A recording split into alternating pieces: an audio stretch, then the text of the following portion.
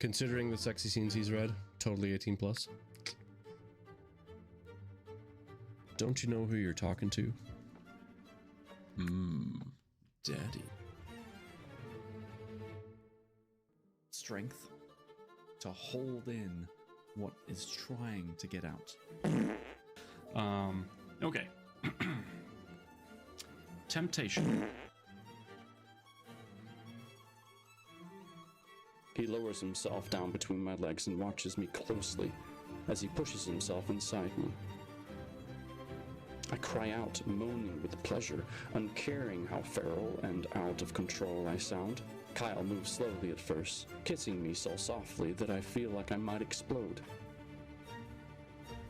Then he pulls back and slams into me hard. I shall save you all from spiders. I'm an expert trapper and releaser. That's so sweet that you release them. I murder them.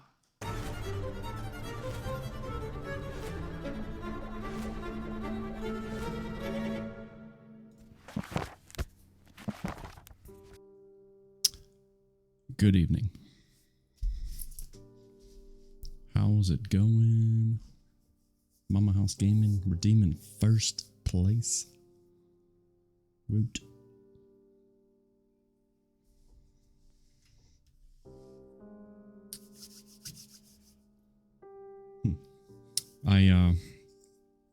I get to leave my door open tonight. Hi, Stern. Yeah, the kiddo is staying with grandparents, so I get to leave my door open, and I'm really hoping that means a little bit of extra airflow. Because last time, even though the fan's on and the air's on, it still gets really hot in this room. So, yay.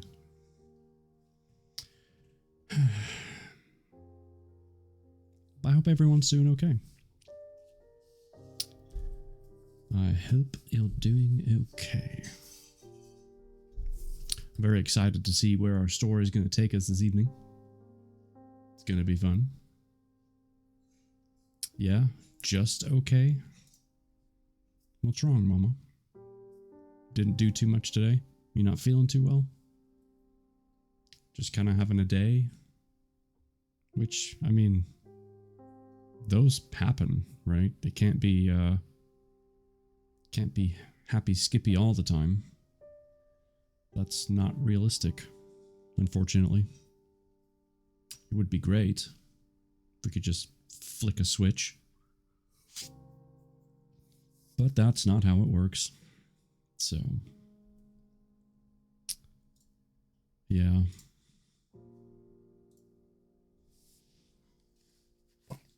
I got my hair cut today. That was kind of nice.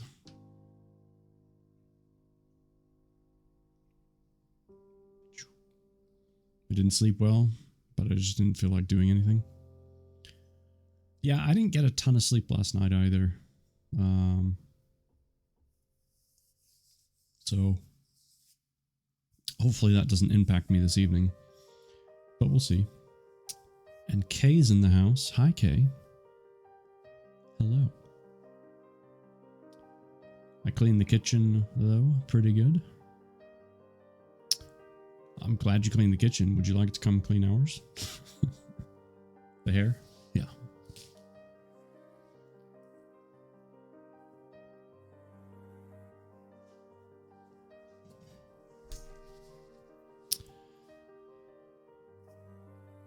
Looks good. Thank you. You hate dirty kitchens? Yeah, they're not fun, and they're always like the one place that's constantly getting dirty because it's always being used, because oddly enough, we have to eat food like every day. Good evening, Redthorn. How's it going?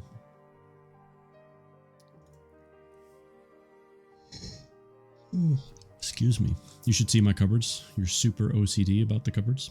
Are you talking about the inside of the cupboard, or just like making sure the front is nice and clean?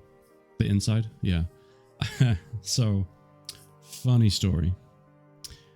When we first moved in here, I started to unpack a box for the kitchen, and it was specifically the cups, glasses, you know, the drink cupboard. And so I grab a box and I'm starting to put stuff in there, and it's all nice and neat in a row. Everything's lined up, and it's, you know, not too crowded. Nothing's crammed up against anything. It's just nice and organized.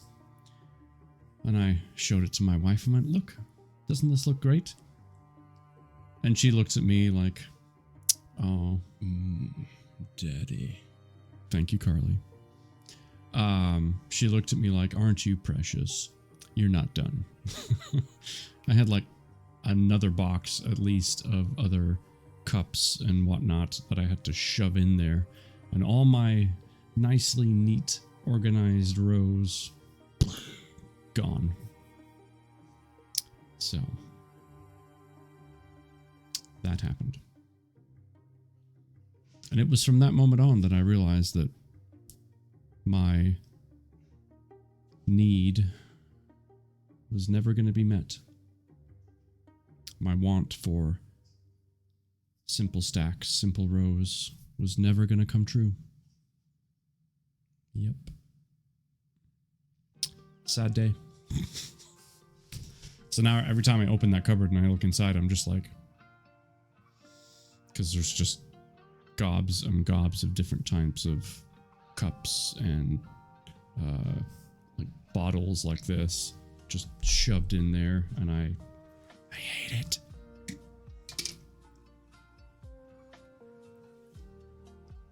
But I'll figure it out. I got all pretty spice jars and organizing things, and everything is uniform and labeled. All my cups and such are nice and neat. Oh. That sounds amazing. I'm not jealous.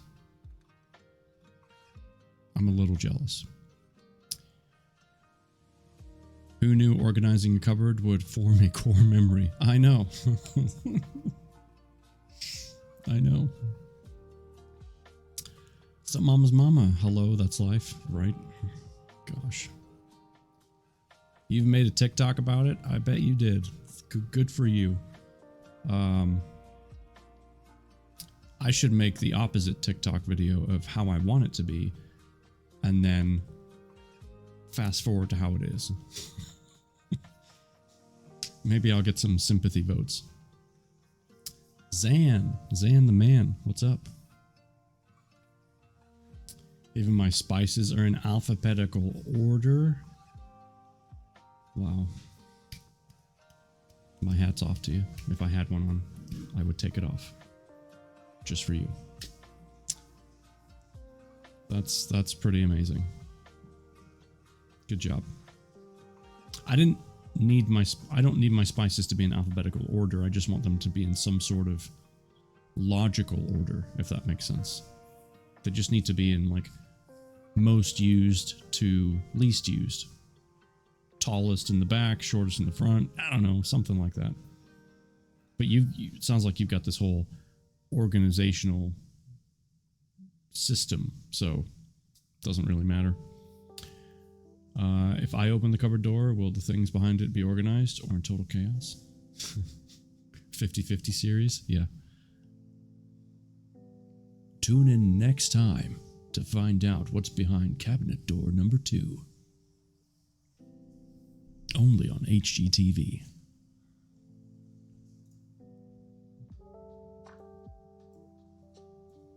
Next thing you know, I'll be on the 60 Minutes show. Next time on 60 Minutes, spouse goes berserk over cupboard organization. That would be something. That would be something. Let me show you the puzzle for this evening. There you go. You can't just it's control, it's organization, it's peace of mind, it's structure. All the things that you like. Nothing wrong with it.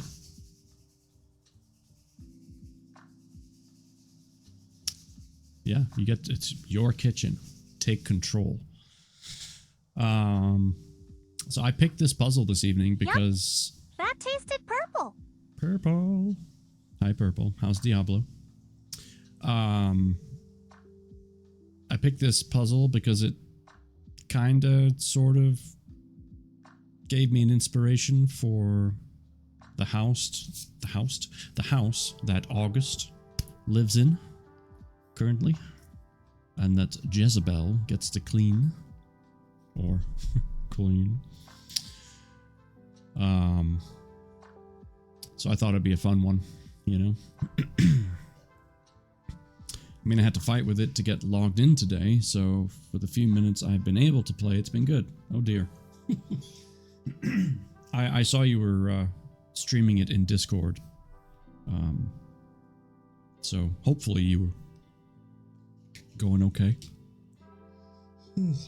Excuse me.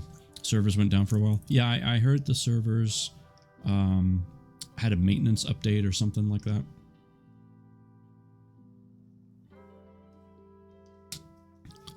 And I'm sure that won't be the last, with it being pretty popular and all that.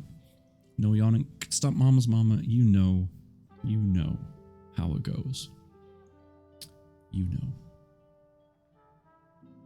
The first 20 minutes or so, I get them out of my system. Garar. And then we're solid. Garar indeed.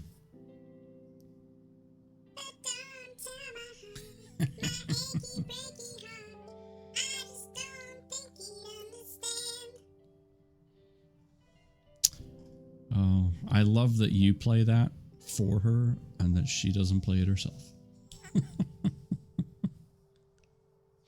I think that's great. Oh, so good. Actually, I need to reorganize my scene structure here. Not that it will make a difference as far as what y'all are seeing, but Thank you already so played much. it. What? Aw, Purple. Thank you for the 500 bits. That was super kind of you. Thank you. When Stop Mama's Mama came in and said hello, I almost said, now that's no way to enter a room. Rainbow biddies. Woo! Thank you, Purple.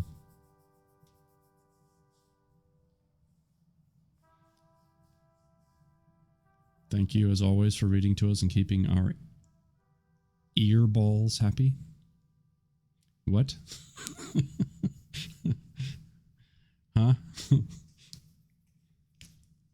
If you legit have earballs, you need to go see a doctor. Yeah. Just, you know, I'm not a medical professional. It's just one concerned person to another person. Earballs are not normal that I'm aware of. So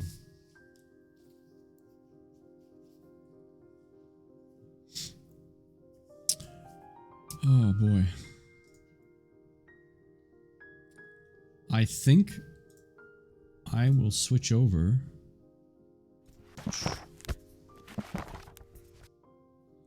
There we go. The switching over has happened. Oh dear. The puzzle is overlapping with chat. So that's a problem. Let's not do that. Shall we?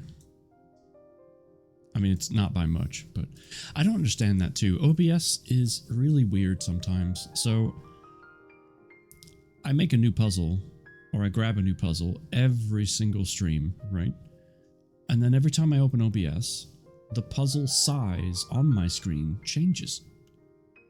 Every time. I do not understand. I'm glad I'm not the only one who calls them earballs. Y'all don't encourage each other. Don't encourage each other, okay? Let's not go there. Excuse me. Gosh.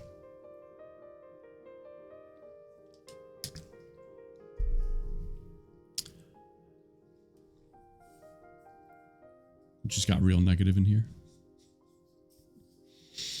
It's fine. Okay. Puzzle's ready. The music's going. I've got the book open.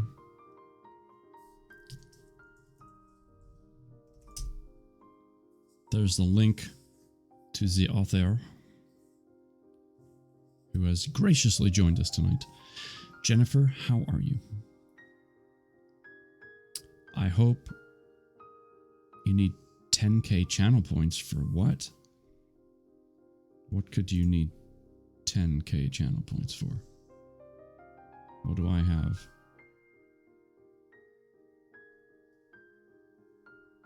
Nothing. Oh, do not encourage one another. Nice. Okay. Why? You want to make someone VIP? Ah, I see. Okay. You are well? Good. I'm doing good. Thank you. Yep. All good here. Ready to dive in and see what else you have in store for us. Starting with chapter 5.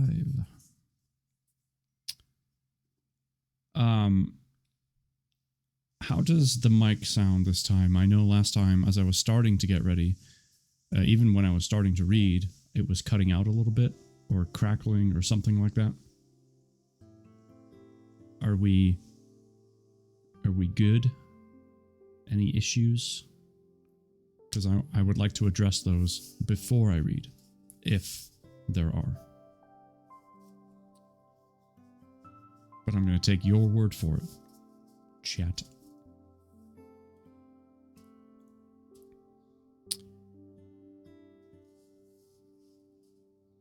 So far, you sound good, Sir Atkinson. Oh, thank you, Zam. Thank you. All right, then. Sounds good. Great. Well, on that note, then, let's get into it. So, as I said, we're starting on chapter 5 tonight, which in our printed copy is page 35. Oh, and I forgot to say, Jennifer, the font that you used for the title, the book, and then the chapters, if I can get that to... That's a really cool font. I don't think I've ever seen that before. I really like it. I feel like I want to use it, but I feel like it's custom. I don't think I'm going to find that somewhere, you know what I mean?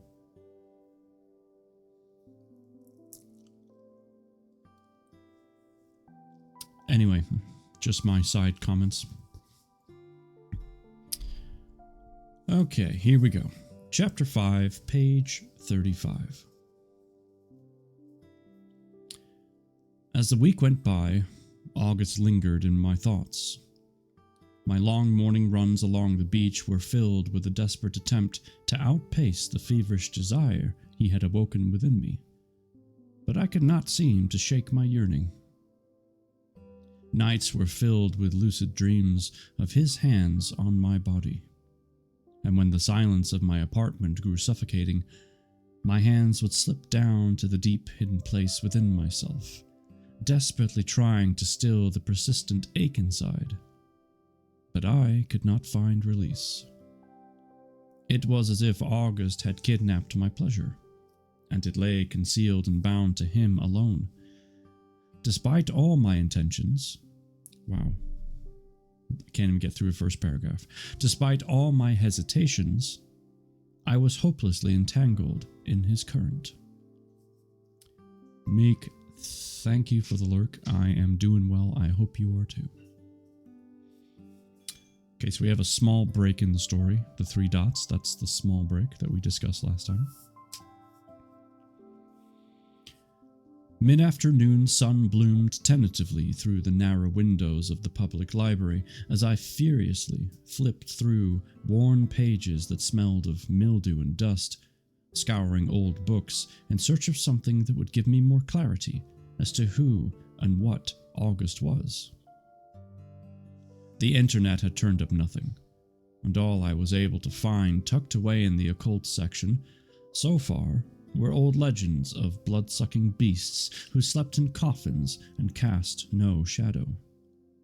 Ancient myths of terrifying winged creatures from the Babylonians of Mesopotamia, which dated back 4,000 years, but nothing about sacred blood or de sanguine.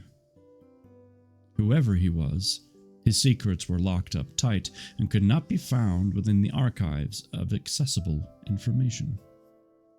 You spent hours poring over fonts? Well, it paid off. That's for sure. I love it. It's great. I leaned against my chair, stretching out the cramp in my lower back. It was a moment like this that I was acutely reminded of my self-imposed solitude. So many years spent encased within myself, searching for slivers of peace along the rubble of my past. I had no one to confide in, but even if I did, would they believe me? The few friends I had were void of any substance, just a collection of surface-level exchanges through social media and the occasional text message on holidays. I had allowed the pain of my past to become my defining identity. But it was a burden too heavy to share with others, and so I had built an island around myself, unanchored and adrift in an endless sea of confliction. The night I had made the drive down the bluff from his house, I toiled with the thought of returning. Years ago, I had established a set of rules that ensured a sense of restraint in my relationships.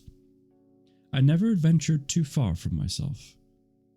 Encapsulated within the safety of my walls, I always kept one foot out the door. But up until now, there had never been anyone who tempted my self-control. Therefore, it had always been easy for me to live on the surface of my emotions, to stand in the shallow waters and never yearn to dive deeper. However, the hungry serpent of my longing coiled within, wanting more. So, I would dream, and run, and dig my hands deep into clay, hoping to pull out the hunger. August was a dangerous desire, one that challenged me. It was terrifying and thrilling all at the same time, shackling me with the weight of indecision. We have another break in the story. This time, it's the swirly break, so it's longer. Monday night came again, and the hour of his request stared at me like an insidious taunt. Memories of the week before flooded me, consuming my rationality, and filling me with a relentless, restless longing. I swear I can read. I've done this before. Ignoring all reason, I grabbed my keys and headed out the door. Just one more time, I attempted to convince myself while I drove out through the dark to him. One more time to get him out of my system, and then I'll be able to stay away. When I pulled up to the house, the sound of the piano drifted from inside. As I made my way to the front door, the notes grew with intensity. A staccato that was wild and unhinged, like a madman dancing in the night. The old brass handle was unlocked, so I let myself in quietly, drawn toward the music but not wanting to disturb his reverie. The melodious sound drew me to the living room where August sat facing me, a silhouette of moonlight and ocean behind him, his eyes closed as if completely lost in the movement of his composition. He was so hauntingly beautiful, filled with a refined fluidity and grace that transfixed me. I stood in silence as his music moved to a crescendo and then faded to a soft finish. He opened his eyes and smiled at me. "Jezebel, I'm so glad you decided to return." My instinct was to play coy with him, as I had grown accustomed to doing with men, but I knew that he would see right through me. "Mad Locust, hello. What's up?" So, I spoke with an honesty that stripped away at my walls and left me with a feeling of lightness that I found to be quite liberating. To be honest, I wasn't planning to, but I haven't been able to stop thinking about you. "Is that so?" There was a tenderness in his voice as he got up from where he sat at the piano and crossed the room to me. In need of a bedtime story? Well, you've obviously come to the right place. I ran my hand slowly along his arm as I shot him a playful smile. "Yes, I think I may be a little infatuated right now. And you sure you didn't put me under a spell or something?" He faintly chuckled and reached up to press his thumb against my lips in a soft tease. His intimate gesture elicited a surge of desire, causing my limbs to grow weak. "No, I assure you, you are not under any spell. All I have done is open a door which has long been closed." "And what kind of door is that?" I asked, trying to regain my composure as his thumb gently swept across my cheek before pulling away. August regarded me with a quiet reflection in his eyes. "The door to what lies beneath your mind. Your soul has been longing to be free, Jezebel. I noticed it the very first moment I saw you. That morning, out on the beach." My heart began to beat rapidly in my chest as slumbering emotions rose to the surface. "What do you mean?" "What I mean is, I saw a woman withholding herself. When you experienced my embrace, it allowed you to access the energy within that you have been suppressing. Lust, desire, sexual release. It is all just the energy of your soul trying to transmute itself into something deeper and more profound." "So, I'm transmuting right now?" August gave me a small smile. "In a sense, yes. You are feeling certain things more intensely than before. You see, an embrace is immensely beneficial for both of us." I took in his words, musing over his meaning. So many years I had spent precariously clinging to the walls I had built around myself, and meeting August felt like a delicious gift washed up upon the shore of my solitude. But I did realize what an impolite host I had been when you came to me last week. In all honesty, I was a bit rushed in my haste to embrace you." He motioned toward the living room. "Please make yourself comfortable. Would you like something to drink? I have wine, beer, or I could make some tea if you would prefer." "Wine would be nice, thank you." I followed him to where a small fire danced in the hearth. Below the stone fireplace on the floor lay a soft animal skin rug with pillows placed upon it like a thoughtful invitation. He disappeared into the kitchen, his retreat barely making a sound, while I settled myself on the floor. The heat of the flames flickered across my skin as I rested my back on the cushions.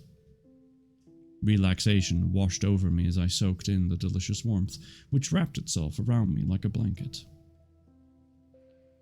August reappeared, the firelight glinting against 2 glasses of wine. He handed one to me and raised his own, clinking the delicate crystal softly against my glass. I returned the silent toast with a small smile and took a long sip. "Does alcohol have the same effect on you?" I asked. August smiled over the rim of his glass. "Yes. I eat, drink, and sleep just like you." He set his glass down and moved closer to me. Taking my feet, he unzipped my boots, slipped them off, and began to slowly knead the tender flesh underneath. His touch felt exquisite and intimate as his hands worked through the muscles, sending shivers of delight to course up my spine. "And how long have you been playing the piano?" "A long time. I dabbled for many years, but it wasn't until my wife..." He trailed off for a moment, seeming to lose his composure before returning to his thought.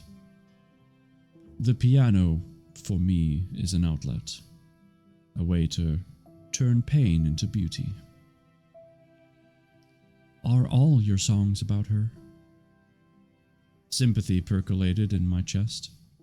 The drive to transfer pain into something of beauty was a concept I was all too familiar with. August looked at me with a soft expression. "All of my songs are about life, Jezebel. The delicate strands that bind us to one another, the heart's insistent need to keep beating." "What would we do without art?"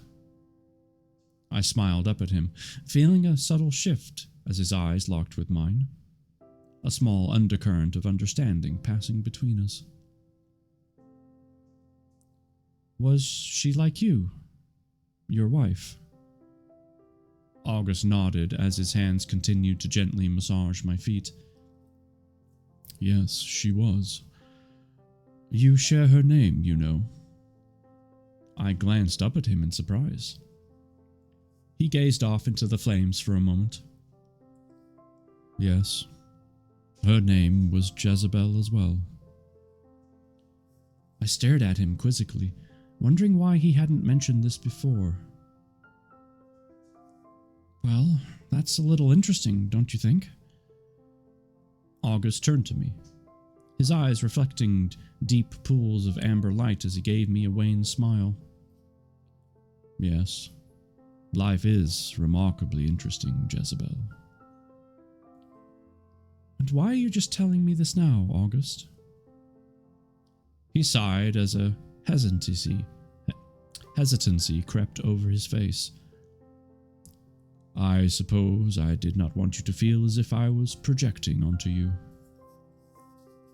"Are you?" August pierced me with his gaze. "No. Though I will admit your name is what initially prompted me to reach out to your business. It is an unusual one to see. This fact is most likely derived from the heavy stigma attached to it." I rolled my eyes. "Yeah, I'm pretty familiar with that one." "It was only created by men who were uncomfortable with a woman connected to her sexual power." August's voice grew soft. "Sexuality and power are tightly woven together. This truth threatened those that cling to a patriarchal society.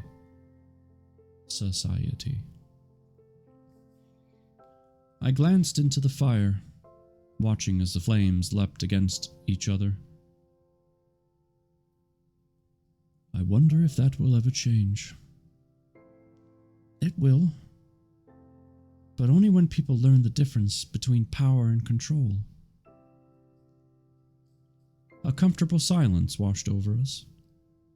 The relaxing feel of his strong but gentle grip drew out all my tension. With the warm fire at my back, the wine leisurely creeping through my veins, and August's hands at my feet, I became enveloped in a deliciously comfortable cocoon. Whatever reserve I had with him melted away into a puddle beneath me. I longed to crawl into his fascinating mind, to bathe in his complexities and sift through his many layers. I wanted to know everything about this man. I was born in Rome, Jezebel. I looked at him steadily. You can read my mind, can't you? He nodded, although, out of respect for others' privacy, I generally tend not to. He slid his hands slowly up my legs. But you, my dear, are very loud. A faint, seductive smile played upon his lips as his fingers lightly teased the space in between my thighs. I do apologize for slipping in. I let out a breathless laugh as he continued to stroke along my thighs in slow, circling motions through the fabric of my dress, causing my entire body to flush with longing. Yes, I suppose my mind can be a bit loud at times. A mind that is loud only longs to be heard. Really? I smiled at him. And what do you think my mind is trying to say to me? He regarded me with an inquisitive look. That is for you to find out. I sighed and glanced over to the painting of Lucretià on the wall, her eyes full of questions as she stared down at me from her gilded frame. I have to admit, I did some research on you the other day. August chuckled, amusement flickering in his eyes. Is that so? And what did you find? Absolutely nothing. He nodded. Yes, we do tend to prefer our privacy. So, there's more like you? Yes, though we are sparse and scattered throughout the world. His voice was silk and velvet as he spoke, and I could feel myself growing wet as his fingers found the warmth between my legs, brushing lightly against the cloth before inching my dress up and exposing my skin to the firelight. Shall we dispose of this now? Yes. My voice came out in a tremble, and I became like clay, once again caught and molded within the enchanting hold of him. August removed my clothes like a slow unveiling. His hands leisurely trailed up my legs, consuming my skin with the potency of his touch. A low moan rose from deep within me as he placed his lips against my skin, slowly trailing across my breasts and down to my stomach.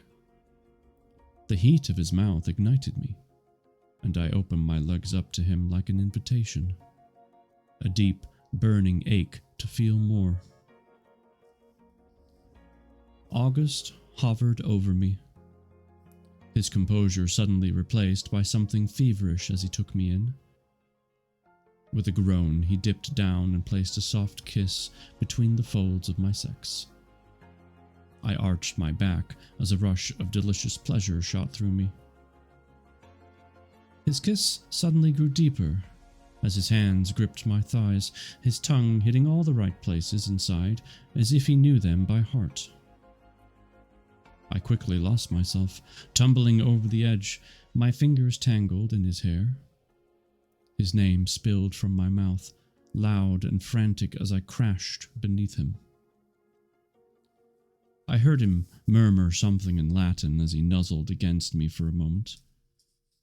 breathing in the rich scent of my desire before he rose himself above me.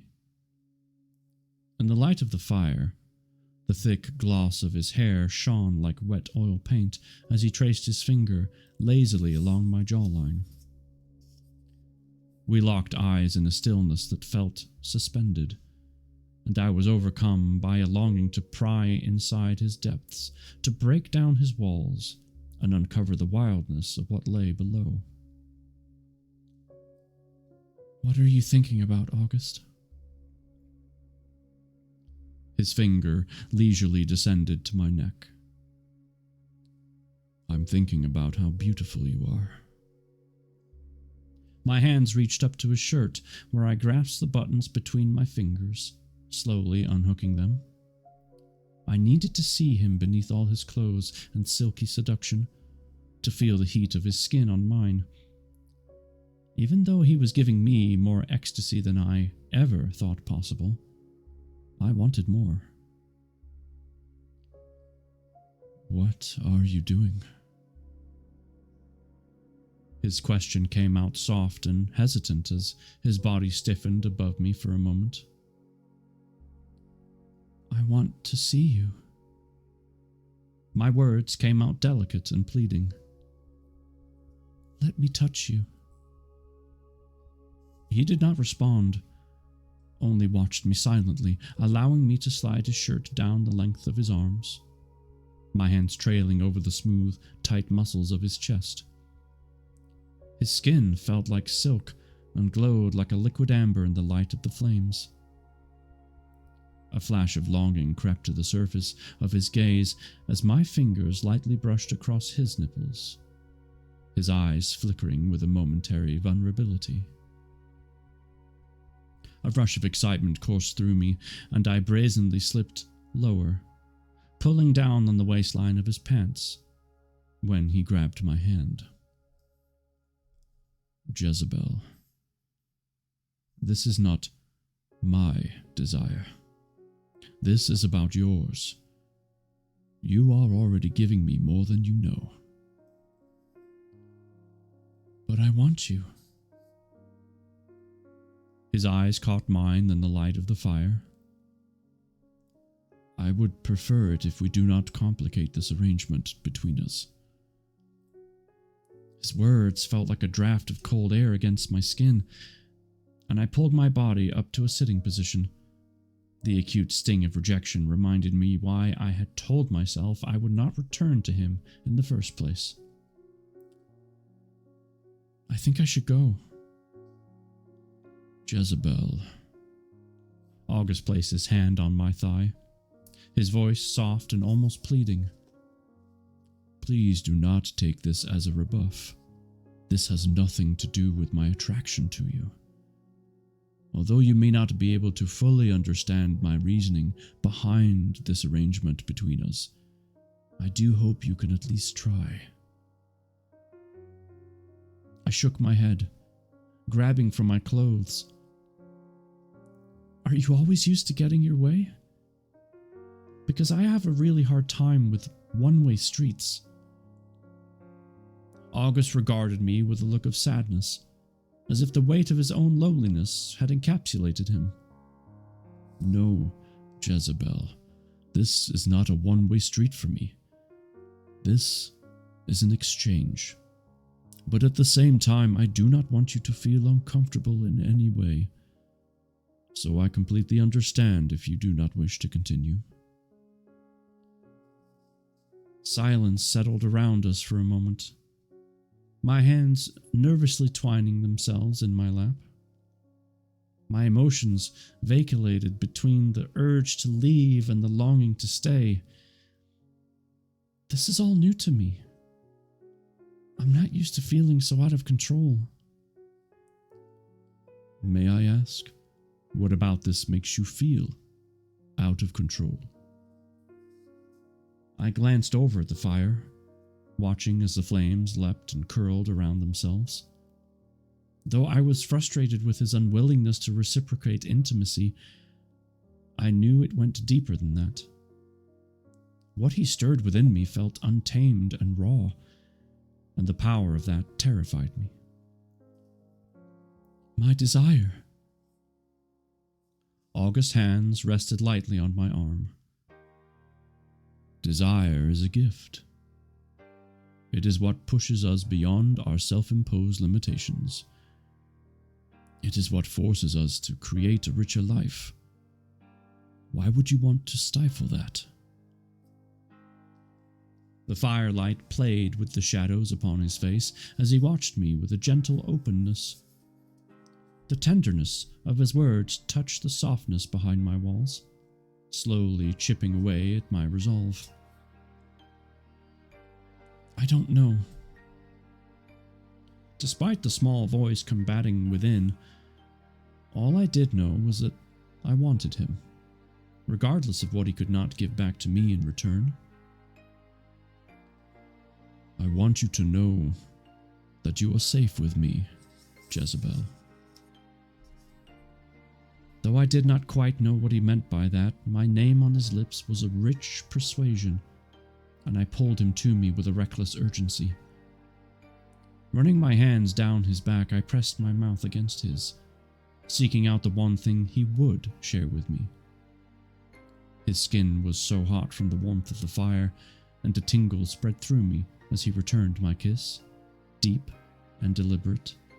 A languid caress of lips and tongue that made me lightheaded. His mouth slid down to the pulse of my neck, arousing me as his teeth delicately grazed my skin. My voice came out in a stifled moan. I'm ready for you. Are you sure? He hovered over my neck, the sharpness of his teeth producing goosebumps while he waited once more for my consent. I arched back and wrapped my arms around him, my breath held in anticipation. Yes. He gently plunged into me, drawing me slowly down onto the furs as I sank into an endless and overwhelming well of pleasure that rocked me back and forth. The ecstasy came slower and softer this time, cradling me. I didn't want it to end. I hungrily rode the waves of his embrace and cried out against him. But almost as soon as he began, he pulled himself away from me with a muffled groan. I lay there, my body pulsing as August's fingers lightly brushed against my neck, healing the skin. That's enough for now. The rich gravel of his voice was warm and breathless in my ear. Oh my God, how does that feel so good? I rolled over to lay my head on his chest, listening to the slow, steady rhythm of his heart, like an ancient drumbeat. I am accessing a powerful force within you. It is called Vita Navitas, or life energy. It is the very essence of creation, from which all life originated. While you are only able to draw out tiny fragments of it at a time through release, I have the ability to prolong it for you. His hand moved up to my hair, faintly stroking the strands between his fingers. So what does it feel like for you? It is a rush, akin to adrenaline. The pleasures of heightened sensation. When I experience the essence of another, it aligns me once more. And is this what keeps you immortal? Immortality is a concept created by man. There is an end to everything. I too will grow old and die. I just happen to exist in a realm where time flows on a different trajectory than yours. I age much slower. A lifetime for others is only a handful of years for me. So, how old are you, then? I am old, Jezebel. August looked down at me with a faint smile. I was born in the year 1302. I tried to calculate all this in my head as my mind wrapped itself around what he was telling me. And I grew excited by the heavy significance of it all. I wondered what I would do if given the ability to live so many lifetimes, encapsulated in one body. I suppose, in a way, I had always felt the veil of this reality was thinly drawn, that if I were to only reach out my hand, it would part before me, revealing a world much more complex than I ever could imagine. Wow, you have seen so much. He sighed, running his fingers along my back. I have seen too much. Time is a substantial weight to carry. There is a lightness and beauty about people, whether they feel it or not. They are unfettered by the freedom of impermanence. Well, I think you're incredibly beautiful, August. He smiled and kissed the top of my head, his lips lingering in my hair. You should get some rest now. His hands moved against my back once more in slow, languid circles, the effects of his embrace lulling me into a compliance as I sunk head first into the deep, dreamless oblivion of sleep. When I awoke, the fire had burned down to deep red coals, and August was gone. I could feel his absence. It left a heavy silence that filled the house. Beside me, like a note of finality, lay a white envelope. And that is chapter 5. Whew. Girl, it's getting hot in here.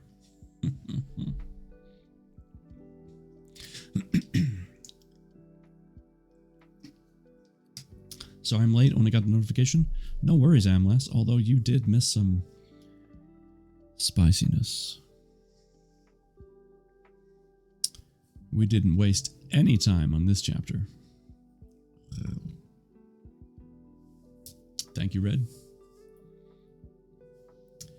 Yes, as Kay was saying, hot, hot, hot, hot, hot, hot, hot, hot, hot.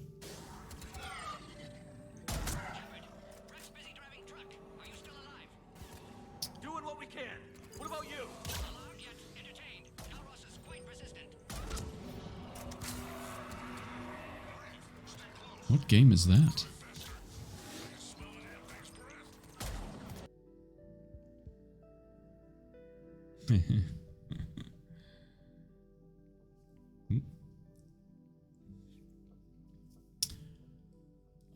Let's see. I know we have some other people we should shout out. Purple, for sure.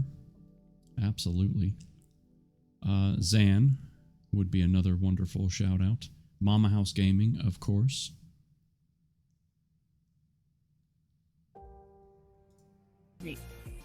So that's 17. Oh, that's 17, my dear. 17. Oh my goodness. Dang, midget! Dang. 10,000 biddies! What? Holy Midget! crap! That's a lot of biddies. Midget! Oh. And of course, we heard Witchy's voice. I miss Witchy. She would really like this book.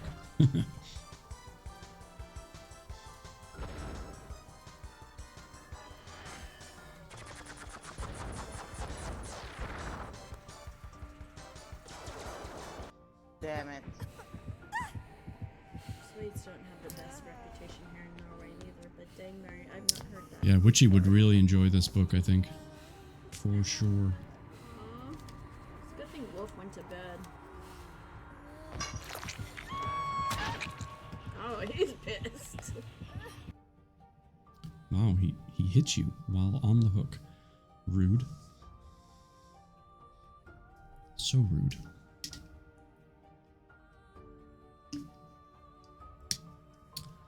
I hope Witchy's doing okay. She did message me yesterday, I think it was. I think. But, yeah. Haven't heard from her since.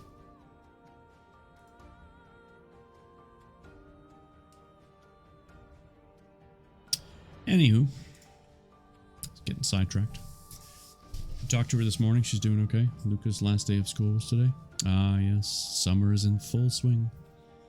My kiddo's last day was Tuesday. So, he's actually staying with the grandparents today and tomorrow. He'll be back on Saturday in time for soccer. Good times. Good times ahead.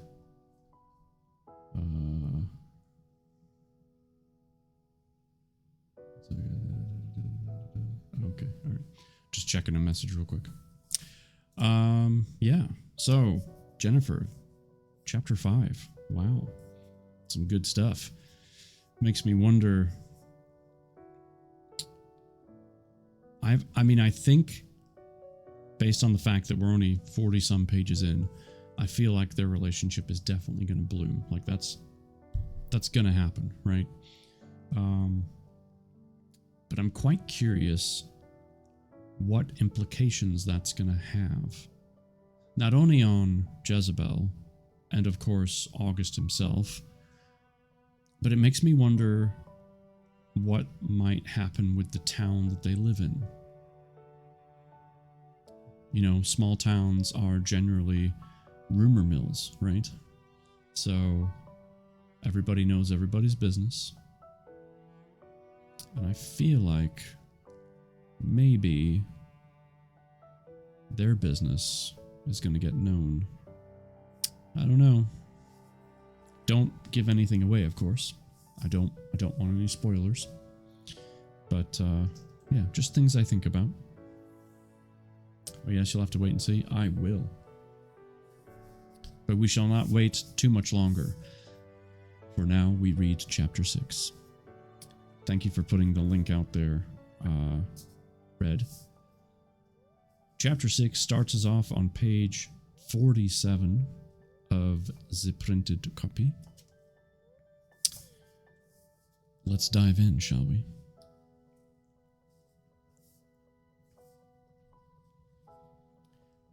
For days afterward, I threw myself into work.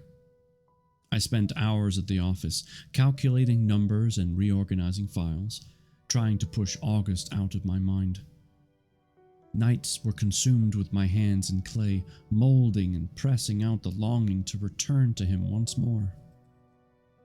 But no matter how much I tried, I could not resist the pull, and so I found myself slipping into a quiet, dreamlike rhythm with him. My weeks orbited around our evenings, those singular nights when I would come to him, open and aching, and he would fill me with pleasure, fill me with his words like delicate strands of poetry. But I was always left wanting more. I longed for the parts of him he would not show, what lay hidden behind his eyes. But August remained a book full of secrets, bound and locked before me.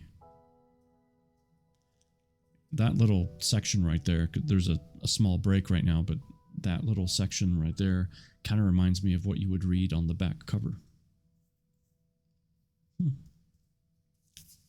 You have quite the way with words, Jennifer. Or maybe I should call you Jezebel.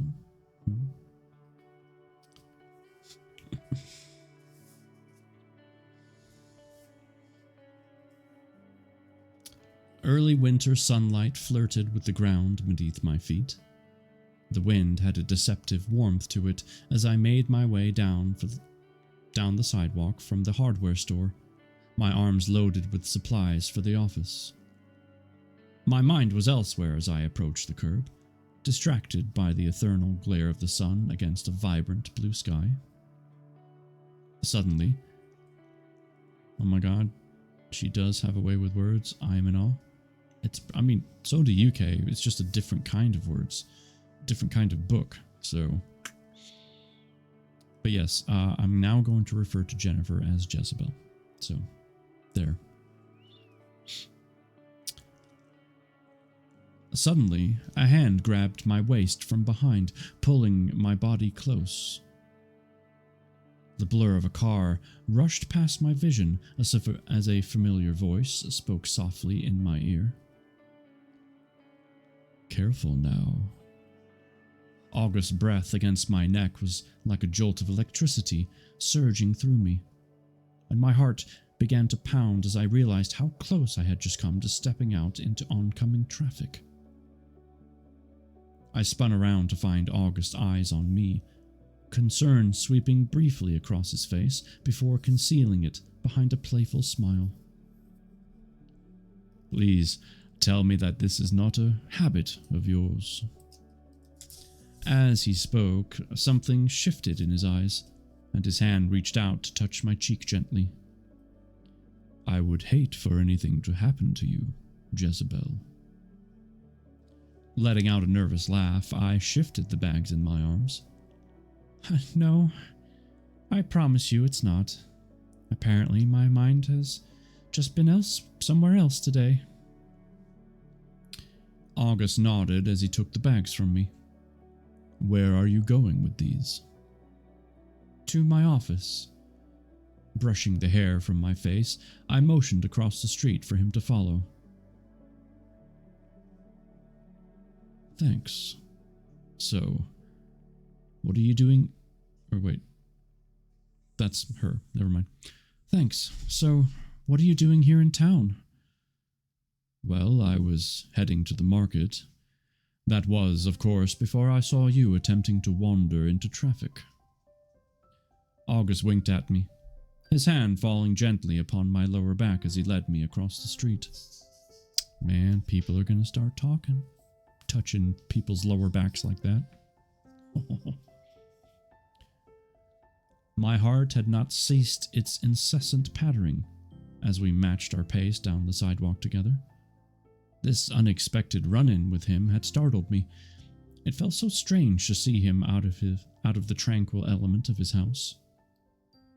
With his neatly pressed suit and tailored jacket, he reminded me of an expensive piece of china standing out amongst the clutter of a second-hand store. So, I guess you just saved my life back there, I said with a teasing glance. August stopped at the doorway to my office. The sun glinted off the dark tendrils of his hair, and I had a sudden overwhelming urge to kiss him as he stood there, watching me with a look of mild amusement on his face. Well, I suppose you owe me then.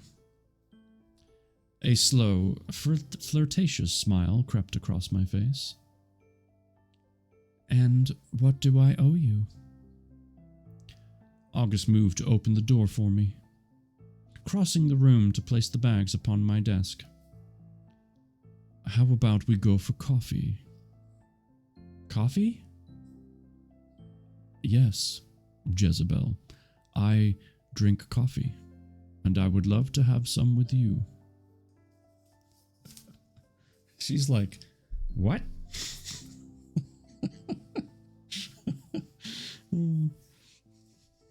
I could see that moment playing in my head like a frickin' movie. It was funny. There's a break in the story, which is why I'm pausing.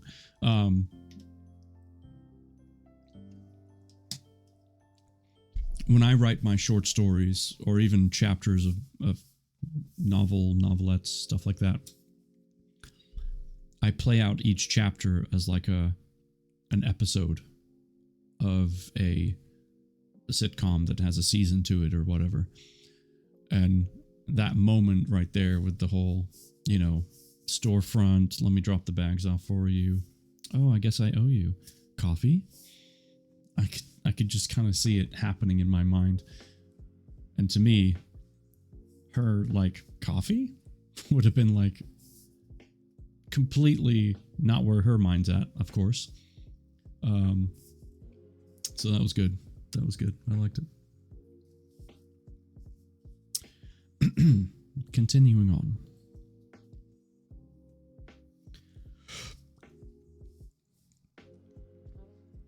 We sat together at the tiny coffee shop down the street from my office, the comforting aroma of roasted beans wafting around us. I noticed the people in the room, women in particular, stealing quick glances over at August as he sat across from me, his hands curled around a mug of coffee. I leaned in close to him, lowering my voice. You do know that you stand out around here? I fingered the cuff of his jacket. And what is it with you in these fancy suits, anyway? Smiling languidly at me, he reclined back in his chair. Force of habit, I suppose. A woman brushed past August, blonde hair pulled into a messy bun, her eyes catching his for a moment. A deep blush creeping across her face as the striking blue of his gaze met hers full on. I bumped his leg with mine from underneath the table. Something tells me you like the attention. He shot me a light-hearted smirk and leaned in close, his breath hovering against my ear. No, I was only politely acknowledging her desire to be noticed. Oh, come on. You're telling me that if I wasn't here right now, you wouldn't be trying to, I don't know, take her back to your place for an embrace? August shook his head. No, I would not embrace that woman. Just for clarity, by the way, for those of you that can't see the text like I can, the word embrace is capitalized because it's not just an embrace, it's literally the embrace, if that makes sense. I forgot to mention that before, so I wanted to make sure you got that. Why not? Don't you find her attractive? Physical attraction is just a small part of the equation, Jezebel. You see, most women are unable to handle what I offer them. What do you mean? He slowly raised an eyebrow. How do you think the average woman would have reacted when I revealed myself in the way I did? My mind trickled back to our first night together, the shock followed by the quick acceptance of who he was. Well, I guess they would probably have run out and never looked back. Exactly. But your mind was open to me. August's voice grew quiet. There is an inherent strength within you, Jezebel. This is what drew me to you, and what allowed you to so easily come to terms with who I was. There lies a myriad of possibilities that exist within the realm of life that we all share. That exist way beyond our self-perceived motions of the world around us. And you have an acute ability to tap into that. He motioned toward the woman who had now seated herself at a table across the room from us, her eyes flickering between August and her cup of coffee. That woman over there, for example, is too nervous. She carries a plethora of fears that keep her from being in tune with herself. She lives in an enclosed state of mind. Therefore, she would be unable to accept that there is a much larger reality at play. But how do you know this? Were you reading her thoughts just now? No, I was reading her energy. Thoughts are only transitory, while energy is infinite, and it speaks much deeper than our mind. I shifted in my seat. So, you can do that as well. August took a sip from his mug before quietly placing it back down upon the table. We all have the ability to read people's energy, Jezebel. I know you can, You happen to be very good at it, in fact. Twirling my cup slowly around on the table, I took in his comment. And how do you know that? He smiled softly at me. If you were not connected to that deeper aspect of yourself, the part that allows you to observe the subtle undercurrents of energy, you would never have come back to the house after you received my invitation. Well, I didn't at first, remember? Yes, but that had nothing to do with your ability to read my intentions. And how do you know that? With a small smile, I leaned across the table in a playful challenge. You said it yourself, Jezebel. You feared your own desire. I glanced into the depths of his eyes, filled with a knowledge I found so deeply alluring. I'm curious. What is it exactly that you see when you read me? August regarded me for a moment, his voice growing tender as sunlight streamed in from the window behind us, bathing the room in a haze of fragmented light. I see a woman who wears her skin like armor, whose heart is crying out for a place to run free. I see a soul that is intricately delicate, yet profoundly strong. The tenderness that shimmered within the intensity of his gaze caused a gentle flutter inside me. His eyes sparkled as he broke out into a wide grin, gently tapping my hand with his. Now it's your turn. What do you see? I studied him for a long moment, the silence hovering in the air between us. Despite all his sensual confidence, there was a mask of pain there, and I knew he was hiding from his own vulnerabilities. I see a man who is running from something.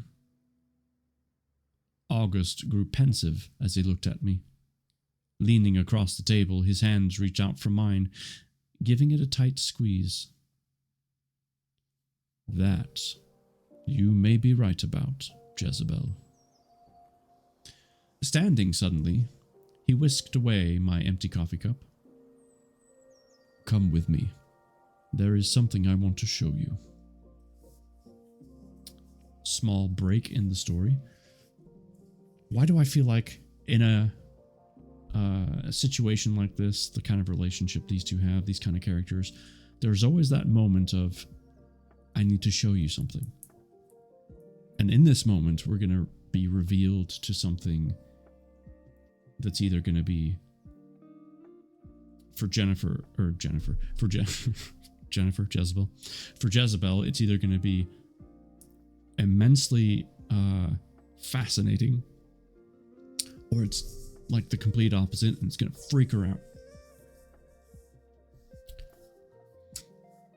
My money's on fascinating. But I could be wrong. I'm just speculating. It could be boring for all I know. We stood together on a precarious outcropping of rocks. If you like whales, like the animal or the place. The calm waters of the bay stretching out before us. August leaned in close to me, his breath warm against my cheek. Look. He pointed out to a large, dark figure moving slowly below the rippling surface of the ocean. A gasp spilled from me as the whale suddenly breached in a breathtaking display, showering the air with a cascading spray of water which shimmered against the sunlight. Oh my God! I gripped August's arm in excitement as the great power of the creature descended back beneath the sea. Did you see the calf with her? As he spoke, I could see a small shadow swimming in the circles around the mother, I discovered them the other day on one of my walks. She will stay here to nurse her young until it's strong enough to make the migration. I watched the gentle gliding dance between mother and child as they hovered together above the surface before dipping back down to the depths. Beautiful, aren't they? Yes. I looked up to find his gaze was resting on me, full of a tenderness that made my pulse quicken. Thank you for sharing this with me. I saw humpback whales in Hawaii. They were amazing. Oh, I bet. Yeah, that would have been cool. The breeze picked up, eliciting a chill upon my skin. Removing his jacket, August draped it over my shoulders, enveloping me in his sharp pine scent. The coat wrapped me up in the soothing remnants of his warmth as he pulled me close to him. You know, I always wanted to go whale watching, but I could never stomach the tourism aspect of it. This is so much better. Yes, it is. August reached out his hand to smooth the wind-blown hair out of my face. When you monetize the beauty of nature, it can lose its effect on the soul. We stood together in silence, allowing the tender moment between us to whisper of possibilities. Filling with a euphoric lightness that his presence always seemed to evoke, I sank into the feel of his arms as the wild and graceful movements of the whales slipped beneath the waves, speaking in a language that only the ocean could understand. We have another break in the story. This one is a long break, so more time is going by.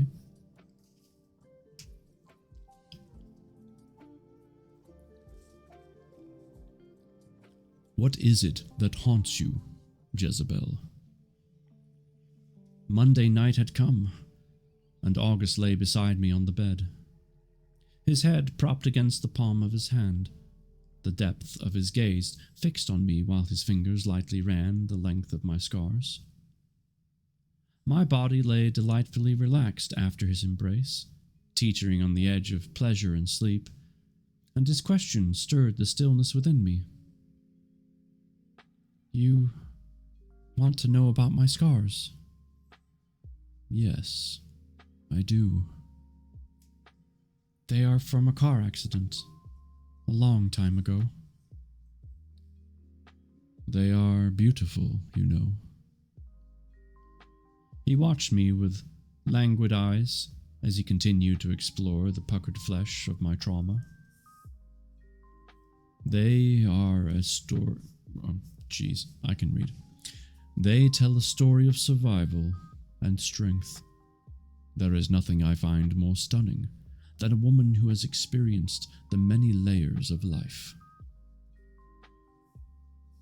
Attempting to push down the memories that rushed at me like urgent whispers, my silence filled the space between us, and August did not press any further. We both had our secrets that curled around us. I had come to terms with his, and no longer did I fault him for his reluctance to reveal his depths, for I knew I was guilty of the same discretion. August finally broke the stillness, running his fingers softly through my hair as he spoke. When I was a child, I used to play with these older boys from my village. I wanted to impress them. So one day I told them I could climb to the very top of the tallest tree in the forest. August's eyes looked wistful as he recalled his memory. They didn't believe me, of course, but being the headstrong child that I was, I did manage to climb to the top, before promptly falling to the ground and breaking both my arms. Cringing from the visual, my hand moved to rest on his bare chest. Oh, jeez. That was the day I learned that my parents were different from others. My mother sat me down and healed the fractures, telling me to not speak of this to anyone, that one day when I was older, she would explain everything to me. But her power was not strong as it could have been. Years of hiding from herself had weakened her, and she could only do so much. August revealed the insides of his arms. Thin, faint scars which I had never noticed before, threaded across his skin. And you haven't been able to heal those? He shook his head.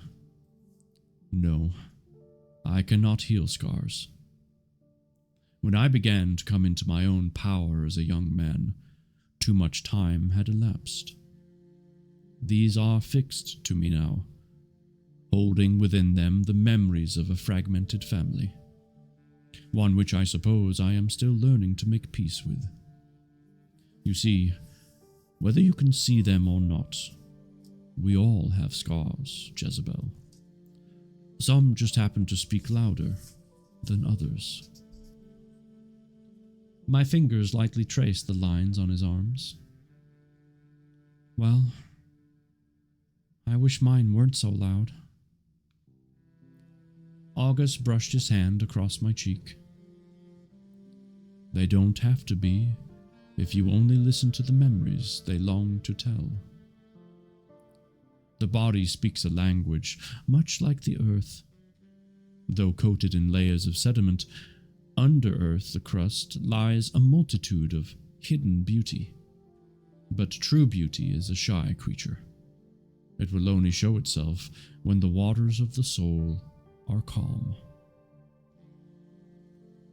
Sighing, I wrapped my arms around him, pulling him closer, feeling the enticing sensation of his skin against mine and the unusual warmth that always seemed to radiate off him. The sudden closeness that had begun to grow between us stirred me. I rolled August over onto his back, breathing in the earthy scent of him. And how is it that you always smell so good? He let out a deep chuckle as I hovered over his neck. Bending down, I kissed the delicate space between his jaw, brushing my lips against the salt of his skin. The sudden sharp inhale from August and the press of his arousal against my leg sent warmth flooding through me. I traveled down to his chest, my tongue lightly running over his nipple. He let out a low groan and grabbed my arms. I had not kissed him like this before, and he had never let me. My fingers lightly traced over the seam of his pants, finding the heat of his erection, and cupping it boldly in my hands. A hot ache began to throb within as I reveled in the power he had suddenly relinquished to me. This intimacy filled me with an intense longing as August shuddered beneath my touch, my name coming out of his mouth, breathless and broken. Jezebel. My mouth continued to run across his chest and down the length of his stomach, his soft hairs tickling my skin while I slowly stroked him through the fabric. He gripped me tighter and moaned before abruptly pulling me up to meet his gaze, his eyes filled with lust and confusion as he rolled me onto my back. Please, do not tempt me. His voice was a gruff plea in my ear. Why? I looked up at him, hovering above me. Weren't you the one who said desire is not to be stifled? My words were a challenge that I was curious to see if he would meet. He ran his hand through my hair. Yes, but I was speaking about desire of the soul, which is not to be confused with one's own self-indulgence. Something flashed across his eyes as he spoke, like a silent battle raging within. August abruptly sat up and pulled the covers around me, attempting to distill the mood with a playful smile. I see that you are adapting to my embrace quite well. He pressed his lips lightly against my forehead. You're not sleepy at all, are you? Shaking my head, I ran my hands down his arm. Would you like me to be? Grabbing his shirt from the bed, he quickly slipped it on. No, but there are a few things I have to do tonight. You can let yourself out when you are ready. His fingers brushed my cheek. Take your time. He rose from the bed and strode across the room, disappearing down the stairs as if he were running from something, leaving me alone with the full weight of my unrequited yearning. I laid there for a while, listening to the sound of his footsteps down below, and then the soft click on the front door, shutting behind him. And that brings us to the end of chapter 6. This dude is starting to tick me off. Don't worry, I have a feeling we're gonna get there. But patience. Patience. Must have a yeasty mattress. Oh, God. Why? Why? That's funny. Okay.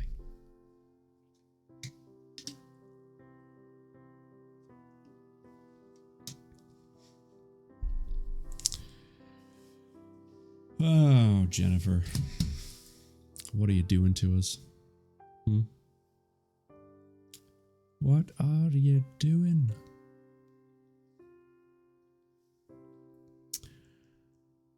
Okay. We're doing pretty good on time. I'm going to step away for just a moment. I want to get out of the chair and stretch my back and my legs. And then we'll be back and we'll continue on with chapter 7. So give me a brief moment. Go get a drink, use the bathroom, do what you need to do. I will be right back.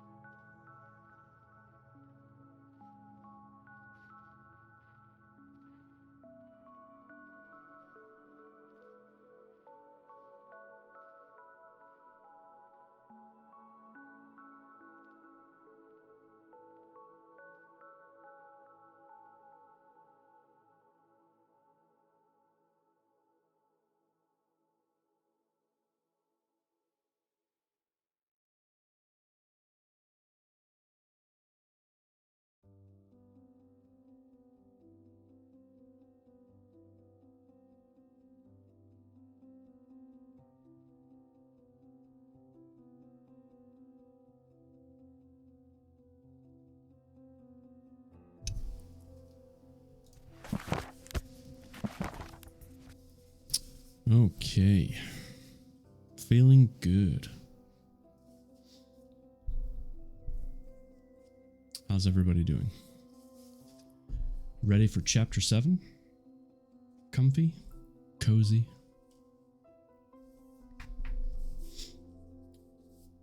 I know I am. Yep. Excellent. Stepmama's mama, are you enjoying a nice glass of white wine this evening?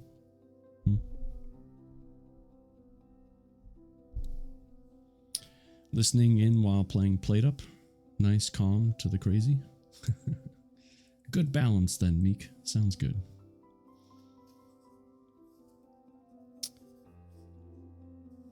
I feel like this book is definitely like a glass of wine kind of book.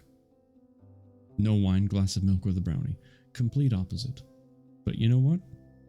I respect that decision. Brownies are delicious. Especially if they have little chocolate chips in them, you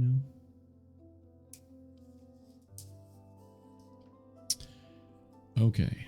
And don't forget, if you have questions for the author, she's here. If you have comments, or more comments, I know there's been some comments already, but feel free to post those. You had wine last night at Wine Club. Well, I hope so. Welcome to Wine Club. How's it going? What would you like? Oh, just water, please. Yeah, I don't think that's going to happen. Are you allowed to bring guests to your wine club? Can I vote myself as a guest? Just curious, really. Maybe when the ghost hunt happens and I'm there in the flesh, you know? See where I'm going with this? Anyway, moving on. We are on chapter 7. In the printed copy, we are on page 56.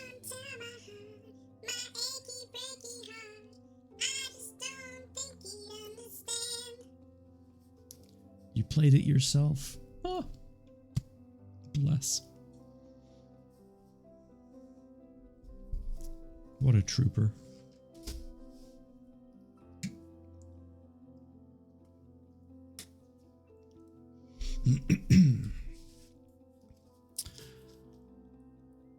All right. Here we go. An early December storm slammed the coastline while I sat in the office, catching up on paperwork. Rain drummed out a heavy rhythm of urgency on the roof above, while the wind lashed angrily at the windows, revealing nothing but a sea of darkness. I was restless, and did not want to go back home to the emptiness of my apartment just yet. My solitude, always being a comfort to me in the past, now felt like loneliness. These feelings were harder to shake off since August had come into my life. They kept creeping up on me like mist, enveloping me in uncertainty. It was as if he had shattered my armor, allowing my past to slither in and demand my attention, its tendrils gripping me with a strength that I was powerless to stop. Locking up the office, I stepped out into the rain, pulling my coat tight around my body. The streetlights cast an orange, watery glow upon the sidewalk as I drew up my hood and made my way to the car. As I walked down the street, I had a sudden urge to grab a drink and found myself pulling open the large wooden door of the local pub. Oh, here we go. See? Here we go. A blast of warm air hit me when I entered, and the thick odor of stale beer hung in the air as I slipped over to the bar and sat down. Only a few people were in the room, the interior illuminated by a garish green light, while the soft buzz of voices filtered lightly around me. Next to me sat Samuel, the well-known local historian in town. He had taken a fondness to me when I moved here 5 years before and helped generate my first clients through steady and consistent word of mouth. Alcohol and a confused heart do not mix. Yeah. This should be interesting. He was proud of his family heritage, his ancestors being among the first of the pilgrims from Europe who settled along the coast centuries ago, content to carve out their family tree diligently beside the water. Samuel nodded in my direction. "Good evening, Jezebel." The years had weathered him, his face craggy and worn from decades of fishing. "Hey there, Sam. How you holding up?" He moved his beer over the deep stains of the wooden bar, his milky blue eyes fixed on the glass. "I'd be better if this damn storm would blow through already." "Yeah, it's getting a bit depressing with all the rain." I shook off my coat and looked around for the bartender. "How's business going these days?" I shrugged. This time of year, it's always the hardest. It's a struggle to keep my employees busy. Samuel gave me a sympathetic grunt and leaned in, his eyes narrowing. "So, I've noticed you've been going to that old house out on the bluff a lot." Nodding, I signaled for a beer as the bartender caught my eye from across the room. "Yeah, he's one of my new clients." The thought of what type of client August had become raised heat upon my cheeks, something I hoped the dimly lit room would conceal from Samuel. "You know the story about that place, right?" I smiled at him with amused interest. "What do you mean?" He leaned in even closer. He smelled of the ocean and pungent odor of fish mixed with the beer on his breath. Well, that just sounds disgusting. Fishy beer. Well, a long time ago, there was a woman who lived there with her husband. There was a sorceress with inhuman power, a witch with the mark of the devil on her. His words tumbled out in a low hiss as specks of spittle landed on my arm. I wiped it away and recoiled from his proximity. "Really?" I rolled my eyes. Purple. Thanks for gifting the sub to Red. I didn't even realize he wasn't subbed. That's super kind of you. Red, would you mind updating our count from 0 to 5, please? I'd do it, but book. He needed one, our dear great mod Red. Say that 10 times fast. Absolutely. Thank you for doing that, Purple. You're a sweetheart. Really? I rolled my eyes. You don't actually believe that nonsense, do you? It's true. He nodded to himself. She was known to put the men who lived here under her spell. His hand sliced through the air for dramatic emphasis. In fact, it was one of my very own family members who she had cursed. He went crazy shortly after. They hanged her for the witchcraft right here in the town square. He spoke with such brazen arrogance that I looked at him in horror as he stood, throwing some bills down on the counter. I would stay away from that place if I were you, Jezebel. Cursed, I tell you.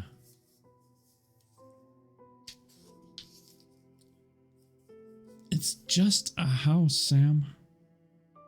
I tried to hide the disdain in my voice. He shook his head, gathering up his coat.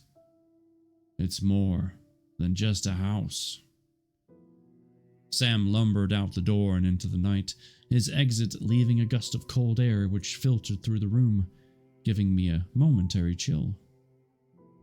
I stared at the glass of beer in my hands, watching the condensation gather between my fingers.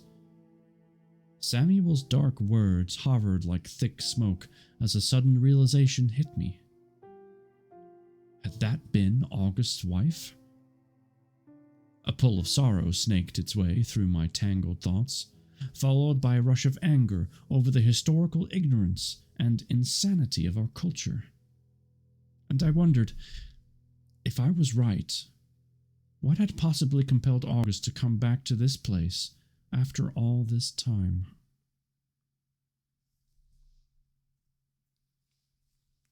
My neck is annoyed at me tonight. There's a long break in the story this time. Just doing some stretches there. I need a nice shoulder neck rub. That's what I need. Right. Page 58, halfway down. Monday night came, and I found myself driving with an impatient urgency to August. I sped through the dark, my foot pressing down on the accelerator. For some reason, I could not dispel the persistent feeling of dread in the pit of my stomach. The lingering thought that he would not be there when I arrived. Relief flooded over me when I found him upstairs, looking out over the water from the bedroom window. He turned slowly toward me. Giving you a virtual shoulder rub? I appreciate it. Thank you. The night casting shadows over his face. I crossed the room to where he stood and wrapped my arms around him. The intimacy pulsed between us as I nestled against his chest, breathing in the familiar earthy scent of him that I had grown to love so much. He spoke quietly into my hair with his hands upon my back, holding me tight, a faint hint of sorrow in his voice. This will be our last night together, Jezebel. I pulled back from him in alarm. What do you mean? He clasped my shoulders, but couldn't seem to meet my eyes. I leave tomorrow. But why? A twinge of panic welled up as a sharp sting of desperation coiled around me. August let out a long sigh. Because it's time for me to go. But I'm not ready for you to go. I want you to stay. I found myself pleading with him like some frantic child as the sharp claws of disappointment rushed in. The idea of him no longer being in my life tore at me. He spoke in a measured tone as he moved away from me. This arrangement was only temporary. I deeply apologize if I did not make that clear to you before. His words hit me like a sharp blow. So lost I had become in him, in the gentle connection we had been forging together. It never occurred to me that he would end it so abruptly. I just thought we would have more time together. I'm sorry. But it is best if we do not confuse things between us. Frustration rose in my throat, thick and burning. Damn it, August. You always talk about not wanting to confuse things. But I think the only person who was really confused here is you. I grew loud, suddenly finding his composure infuriating. He watched me quietly as a deep yearning and sadness crept over his face. He shook his head, closing his eyes for a moment. You are being irrational. What we share cannot go any further. It has already gone too far. I stared at him as the hot rush of anger percolated through me. What the hell does that even mean? The look he gave me was strained and filled with a heavy turmoil. There are lines I should not have crossed with you, Jezebel. Bullshit. What lines? Show me these imaginary lines you have created. My arm furiously swept across the room as I stepped closer to him, daring him to let go of whatever walls he was clinging to. Do you not want to know what I think? I think you're just afraid. Afraid? His eyes blazed with a sudden intensity. Yes, I think you're afraid of losing control. You know there is more between us than just a simple exchange. You're a hypocrite, August. You always speak of the importance of freeing yourself from your own cage. But what about yours? My words seemed to hit him like a slap in the face, and he stared at me in the silence for a long moment. What exactly is it you want from me, Jezebel? I want you, damn it. All of you. Not just the carefully thought out pieces you dole out. I want you to make love to me. I want you to lay beside me, naked and vulnerable, and show me what is behind all this armor of yours. Is that what you want? His voice grew unexpectedly soft. My vulnerability. Yes. My voice came out as a whisper as tears of longing and frustration threatened to surface. August abruptly grabbed me, his lips meeting mine with a rough passion I had not experienced from him before. Damn you, Jezebel. He growled against my neck, slowly backing me up against the window. Why'd you have to make this so hard? My breath was shaky as his mouth consumed mine with a fury that left me dizzy. He pulled away and took my face in his hands, his eyes full of liquid fire, his voice a labored whisper. You have no idea how deeply I long to give all of myself to you. Then give yourself to me. My hands moved to his shirt as my trembling fingers gently undid the buttons. Let me see you, August. His eyes never left mine as he allowed me to shed his clothes upon the floor, revealing himself to me like something exquisite and sacred.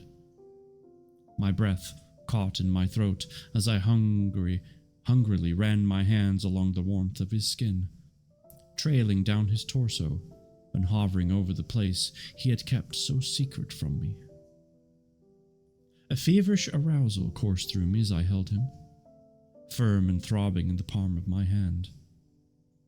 He inhaled sharply as I began to run my fingers down the length of him, his eyes burning into mine. He reached for me and deftly removed my clothes, letting them fall in a puddle around my feet.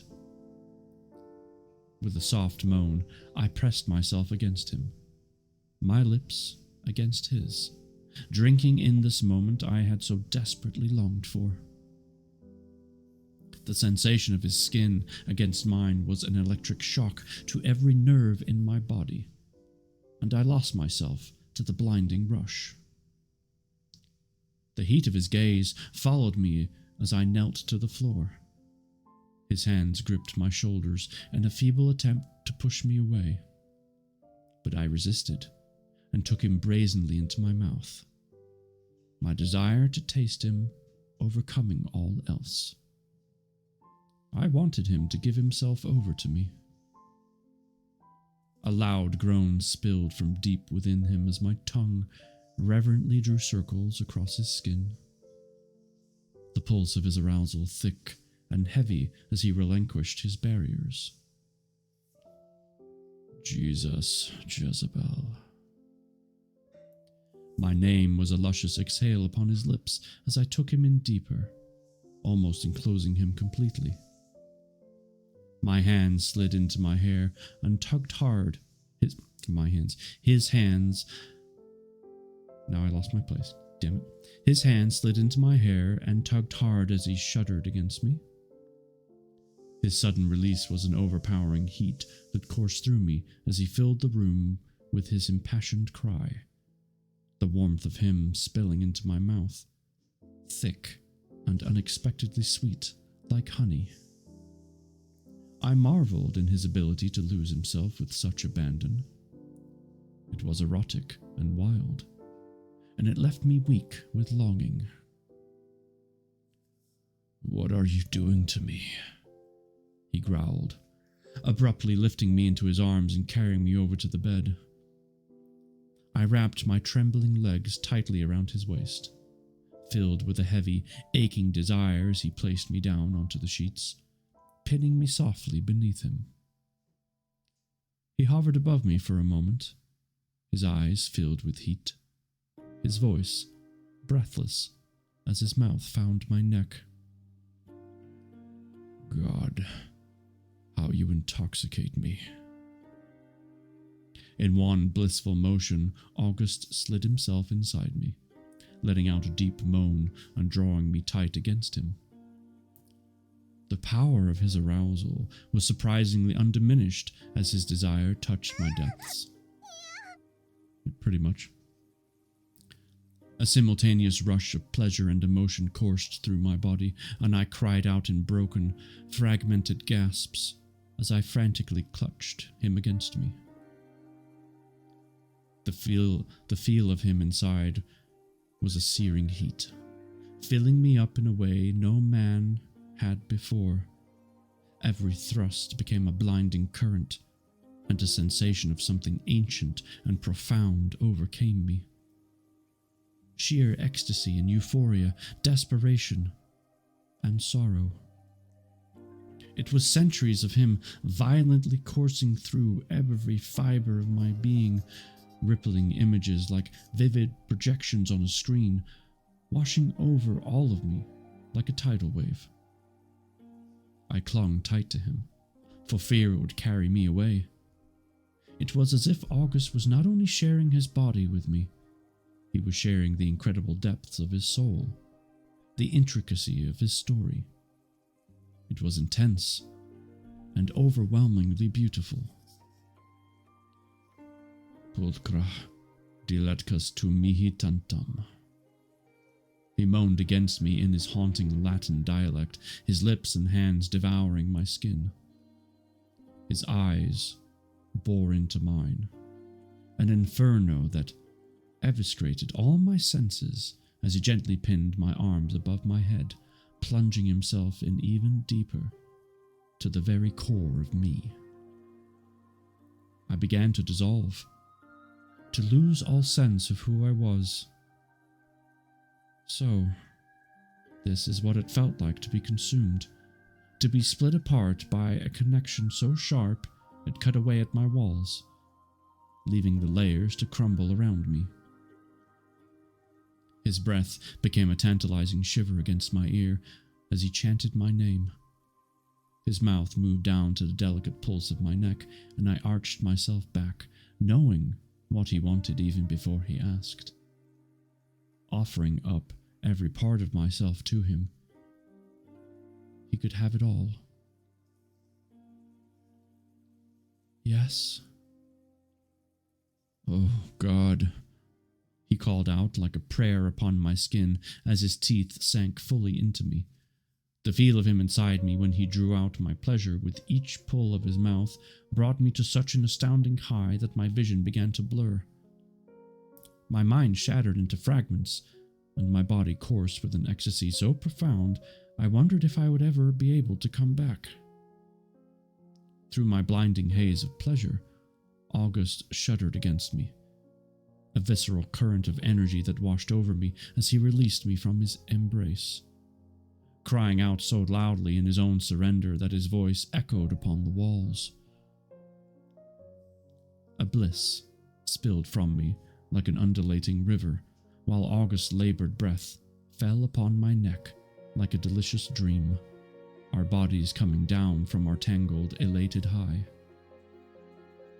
His fingers went to brush his mark away, but I found myself stopping him, and he did not seem to object. That was powerful, Jezebel. August pulled me close, encircling his arms around me. But then again, I suppose I always knew it would be that way between us. His lips rested lightly against my forehead. You awakened things in me I have not felt in a very long time. I suddenly knew what I had fallen headfirst over the divide. The one that separated my desire from an unattainable love that threatened to incinerate me.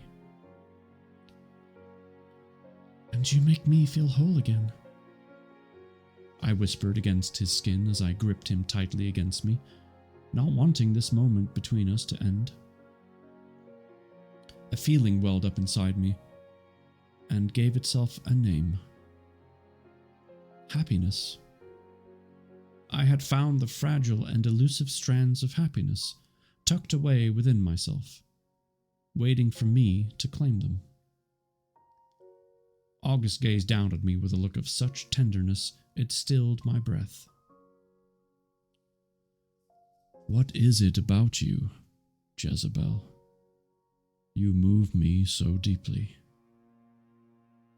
He reached out to sweep a strand of hair from my face. There is such a passion inside you. It's breathtaking. His eyes trembled with an emotion I could not decipher. You know, I have not been with a woman like this since my wife. His words touched a delicate place inside, and a pause hovered in the air between us as I tried to grasp the depth of what this meant, as Samuel's words at the bar rushed back to me.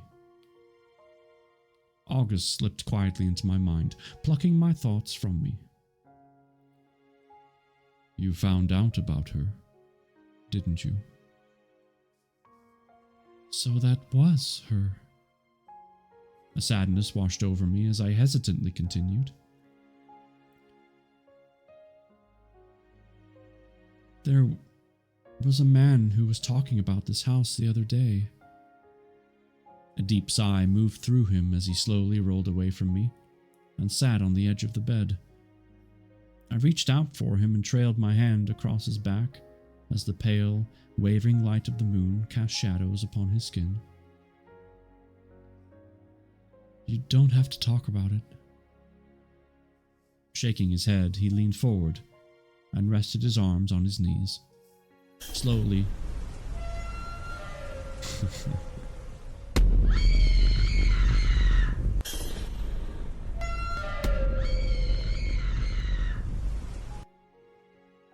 yes, never watch alone. Hi, Funky. Shaking his head, he leaned forward and rested his arms on his knees, slowly running his fingers through his hair. Perhaps it is time that I do. You want to know what is behind my walls? His eyes were filled with a wordless turmoil as he looked at me. My wife. A deep sigh filtered through him as he continued. Things were very different in America back then. The Salem witch trials were over, but people were still uneasy, and my wife had gotten a bit careless with her gifts. They did not understand her, and that misunderstanding led to fear. A dangerous combination. And so they accused her of witchcraft? He nodded slowly. The night we were to leave, they came for her. I was powerless to stop it. I couldn't protect her, and I have never forgiven myself for that. August clenched his fists, his face furrowed in grief. She was the one great love in my life, and our time together was too short. So much of me died with her. His sorrow was a raw ache that filled the room with a heavy force. I moved to pull him close to me, resting my head against his back. I'm so sorry. I wanted to take it all away, the pain and torment he held within. I would carry it for him if I could. So, why did you come back then? This was the house we built together. You see, I had so much anger and sorrow in my heart when I left. So many years spent living as a ghost. I knew I had to return, to say a proper goodbye to her, to try to lay to rest all the suffering within me, so that I could reclaim some semblance of myself once more. It hit me with a sudden blow. All this time the house had been his, a mausoleum he had kept intact, paying tribute to her memory for all these years. His tender confession stirred me, and I took his hand, feeling him slip his warm fingers around mine. And have you? I asked.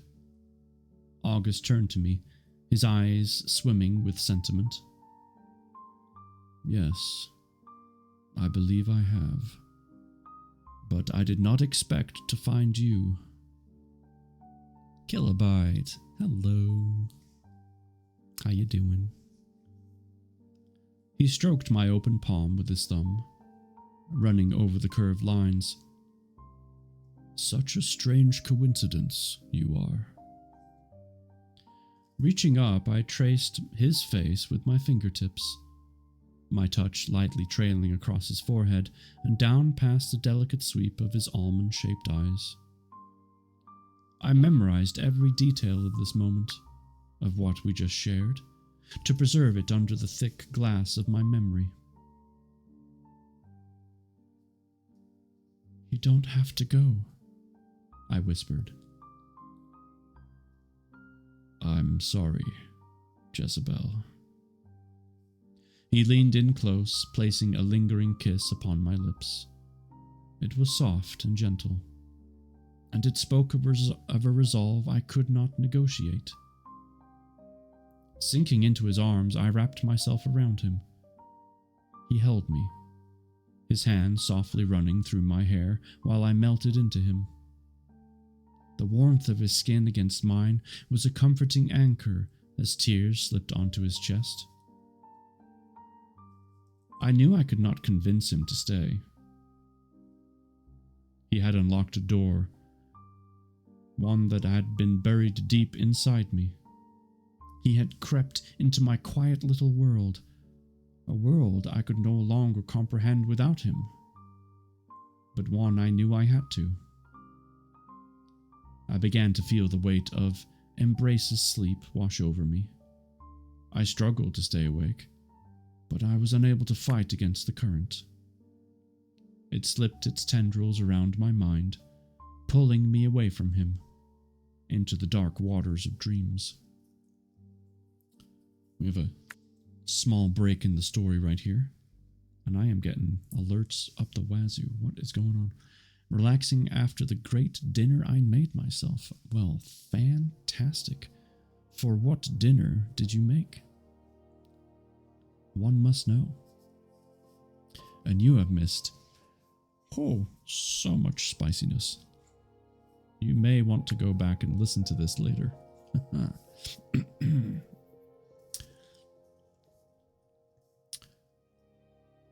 Morning's light, gentle touch awoke me, and I opened my eyes to find myself once again alone.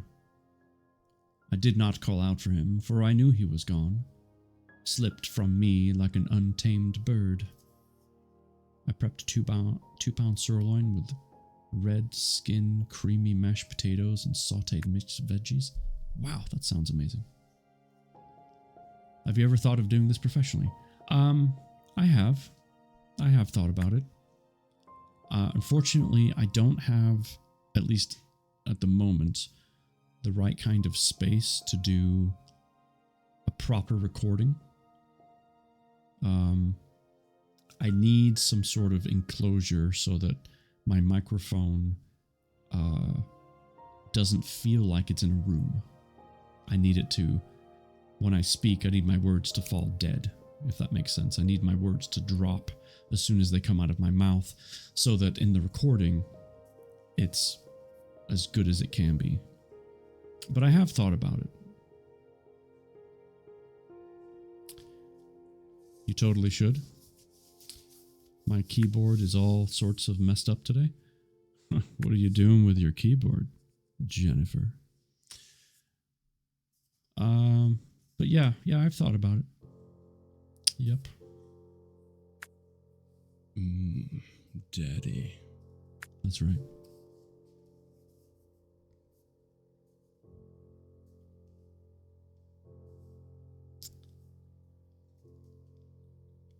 I rolled over in bed to find the sheets void of any envelope beside me. What we had shared the night before had gone far beyond any agreed transaction between us, far beyond any intimacy I had ever experienced before. It felt like goodbye.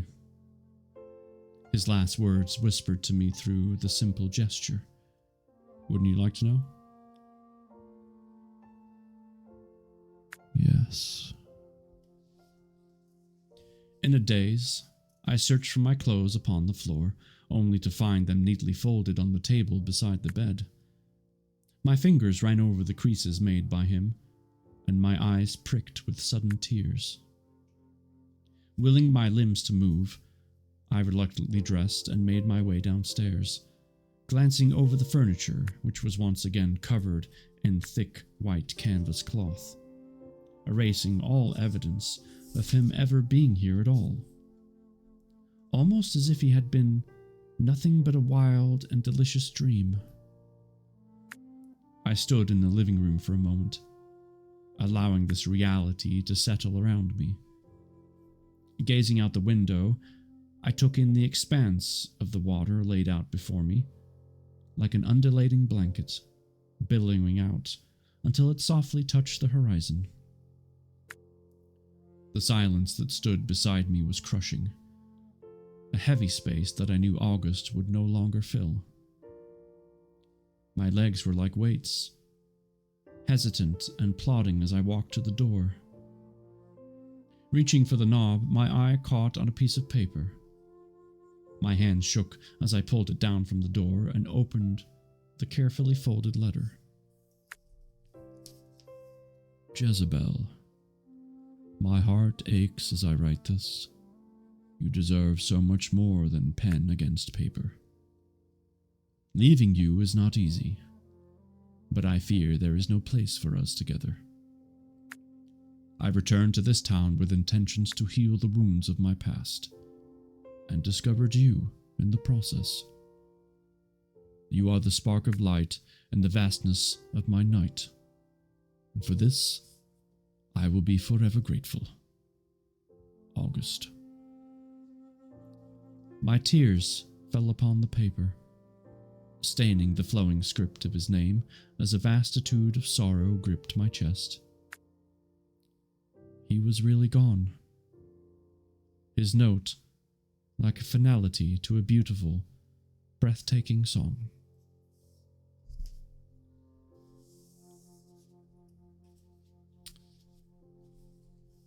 That was kind of perfect timing because as I finish that chapter, so too the song finishes that's playing in the background. And that's the end of the book, folks. That's it. He left. Book's over. Story's done. Just kidding. We still have a lot to go. Bullpucky. That's funny.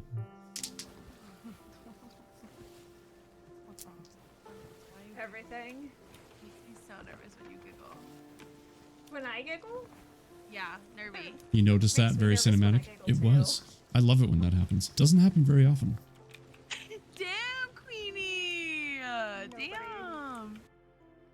But sometimes it does happen.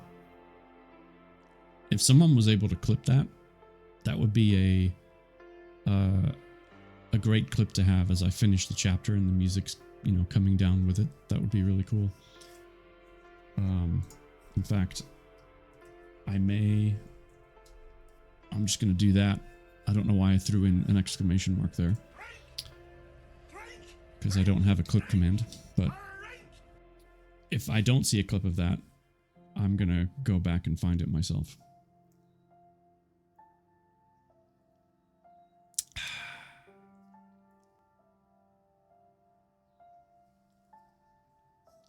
What did I miss?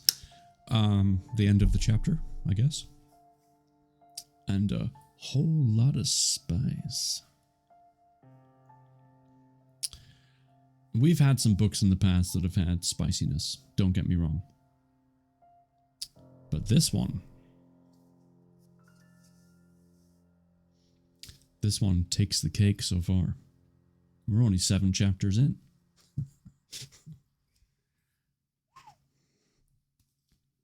But August left. He's gone. So, Daddy. That's right. If August is gone, then what's she gonna do? I don't know. Mommy. Sorry, I don't have one of those. Commands, I mean. He's come. Oh, he has to come back. Absolutely. It was worth a shot. Yeah. Yeah, he's got to come back. I mean, there's got to be more to it. And again, no spoilers, of course. Jennifer Isabel. But how he comes back, why he comes back, when he comes back. All good questions, you know? All right. Let's do one more chapter.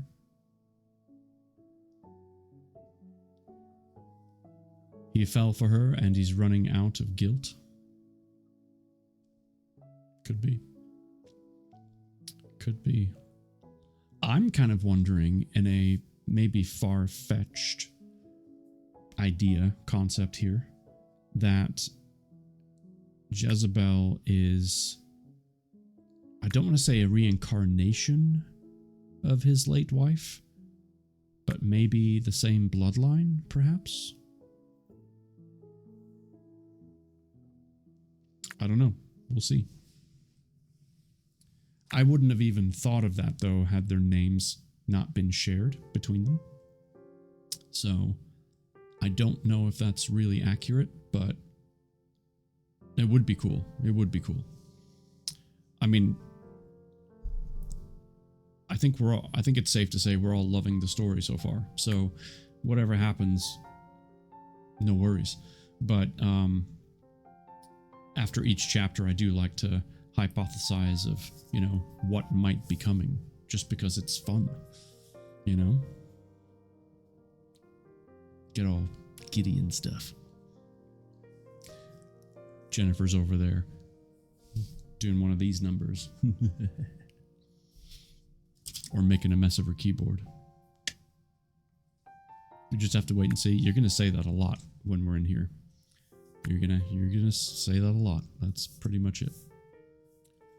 All right.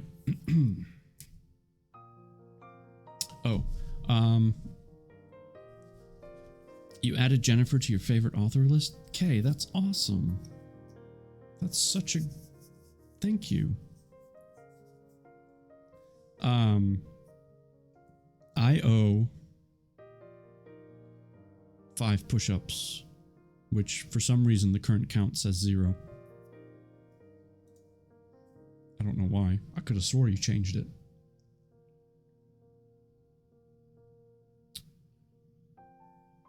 Is it because I changed screens or something? I don't think I had.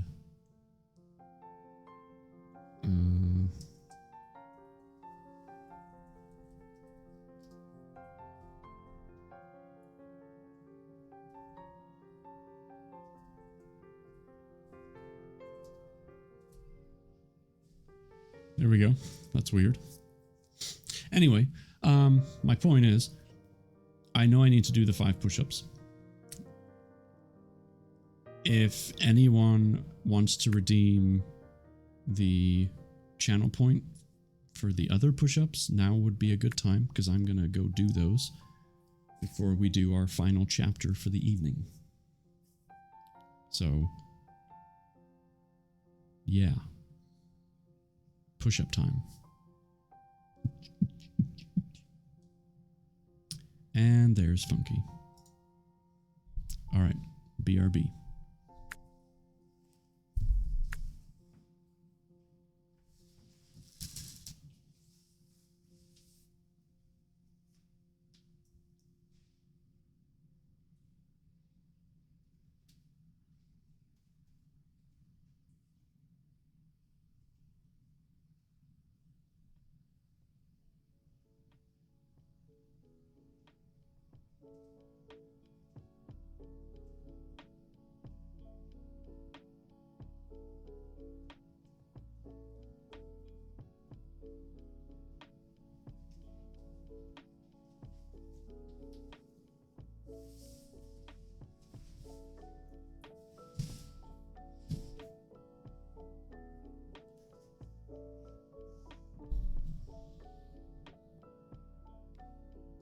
All right.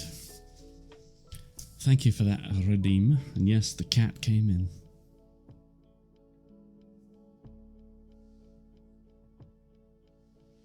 Coming up here? You coming?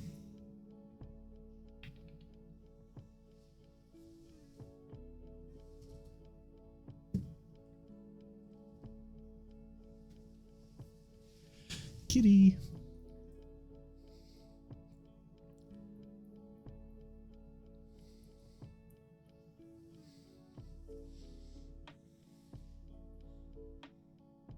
What are you doing, cat?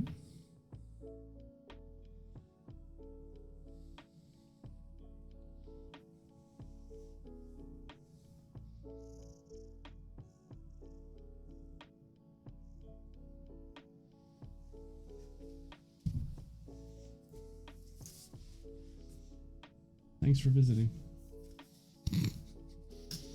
So normally he can't come in because the door's closed. But the kid is gone, so I can have the door open. And shockingly, it's not as hot. Weird. I counted to make sure we didn't get gypped. How dare you, Funky? I would never. I would never. Funny how that works, I know. Alright, let me do a quick hydrate. And then we'll carry on.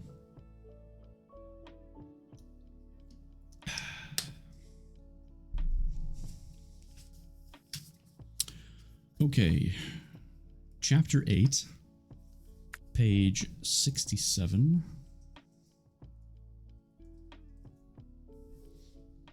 There's the link. Here we go.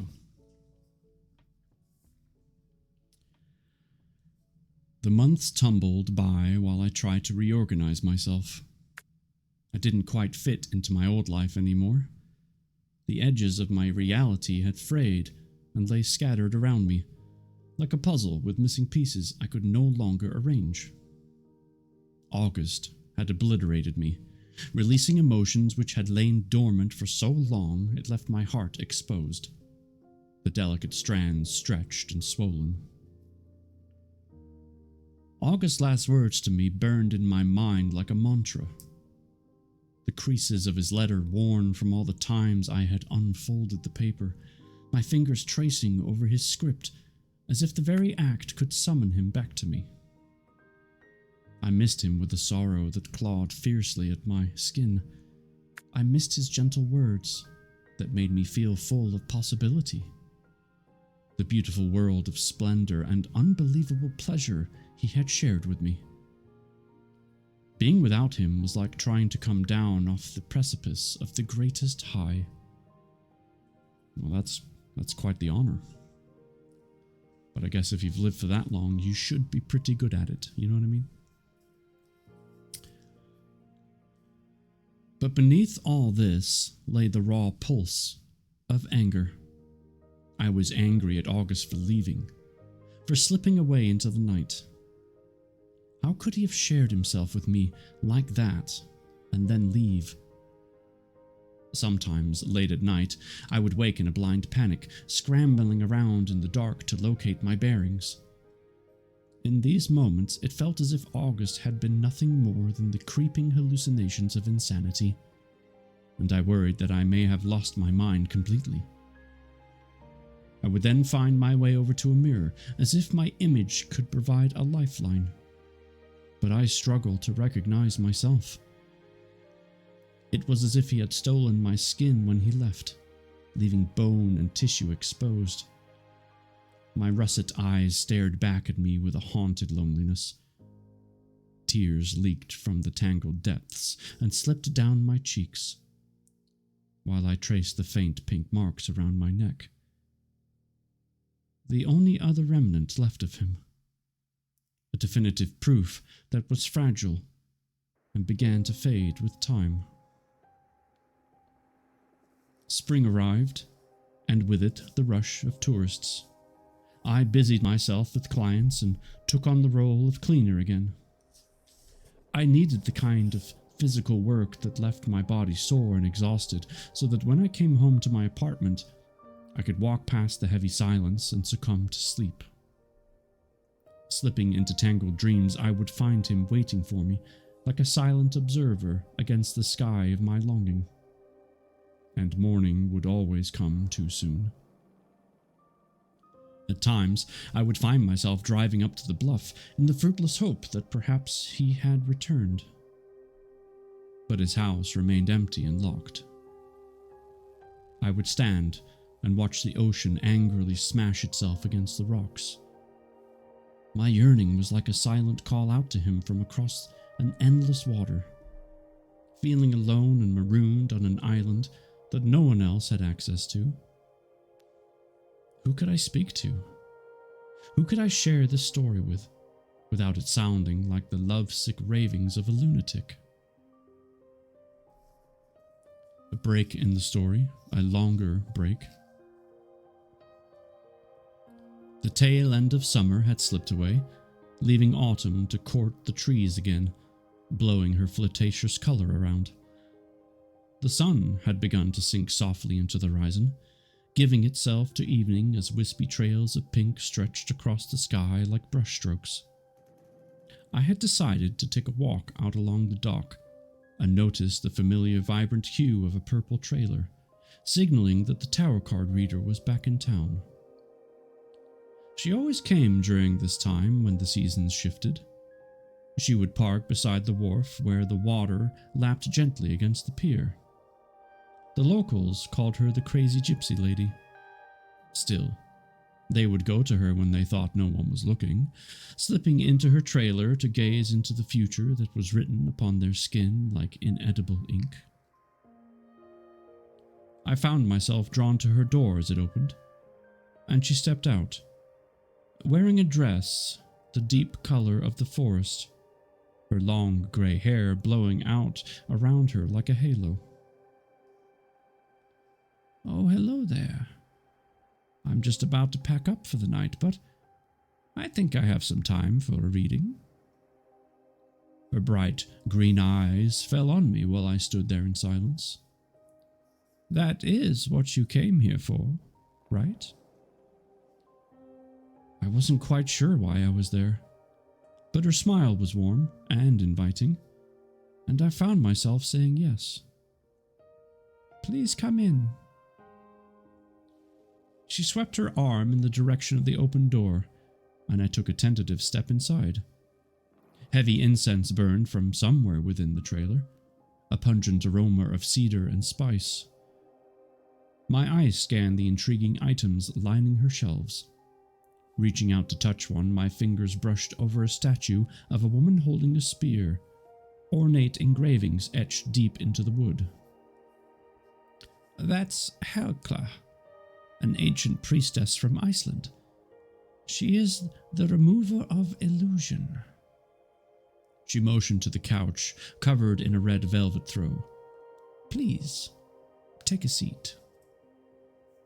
I sat down, fidgeting with my hands. I don't really know why I'm here. The great question we all ask ourselves. She gave me a playful smile, defining the intricate lines around her eyes. You seem to be troubled by something. She reached across the table between us and took my hands in hers, her grip cool and soft. Would you like me to read your cards? I nodded, relief washing over me as I fell into the depths of her gaze, filled with such warmth and knowledge that I yearned to unburden myself to her. She took a deep breath and closed her eyes. Let me read your energy first. There is so much truth hidden within you that cards cannot always access. Silence encompassed the room, with only the hush of the sea that crept between the space around us. I glanced over at the tarot deck sitting on the table beside us, worn and faded from years of shuffling. Suddenly, her eyes shot open, and she squeezed my hands hard. A look of wonder flickered over her features as she stared at me.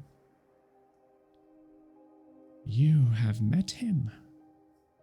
I pulled away from her, a chill running through me. What are you talking about? Desanguine. His energy is all over you, but it's not just that.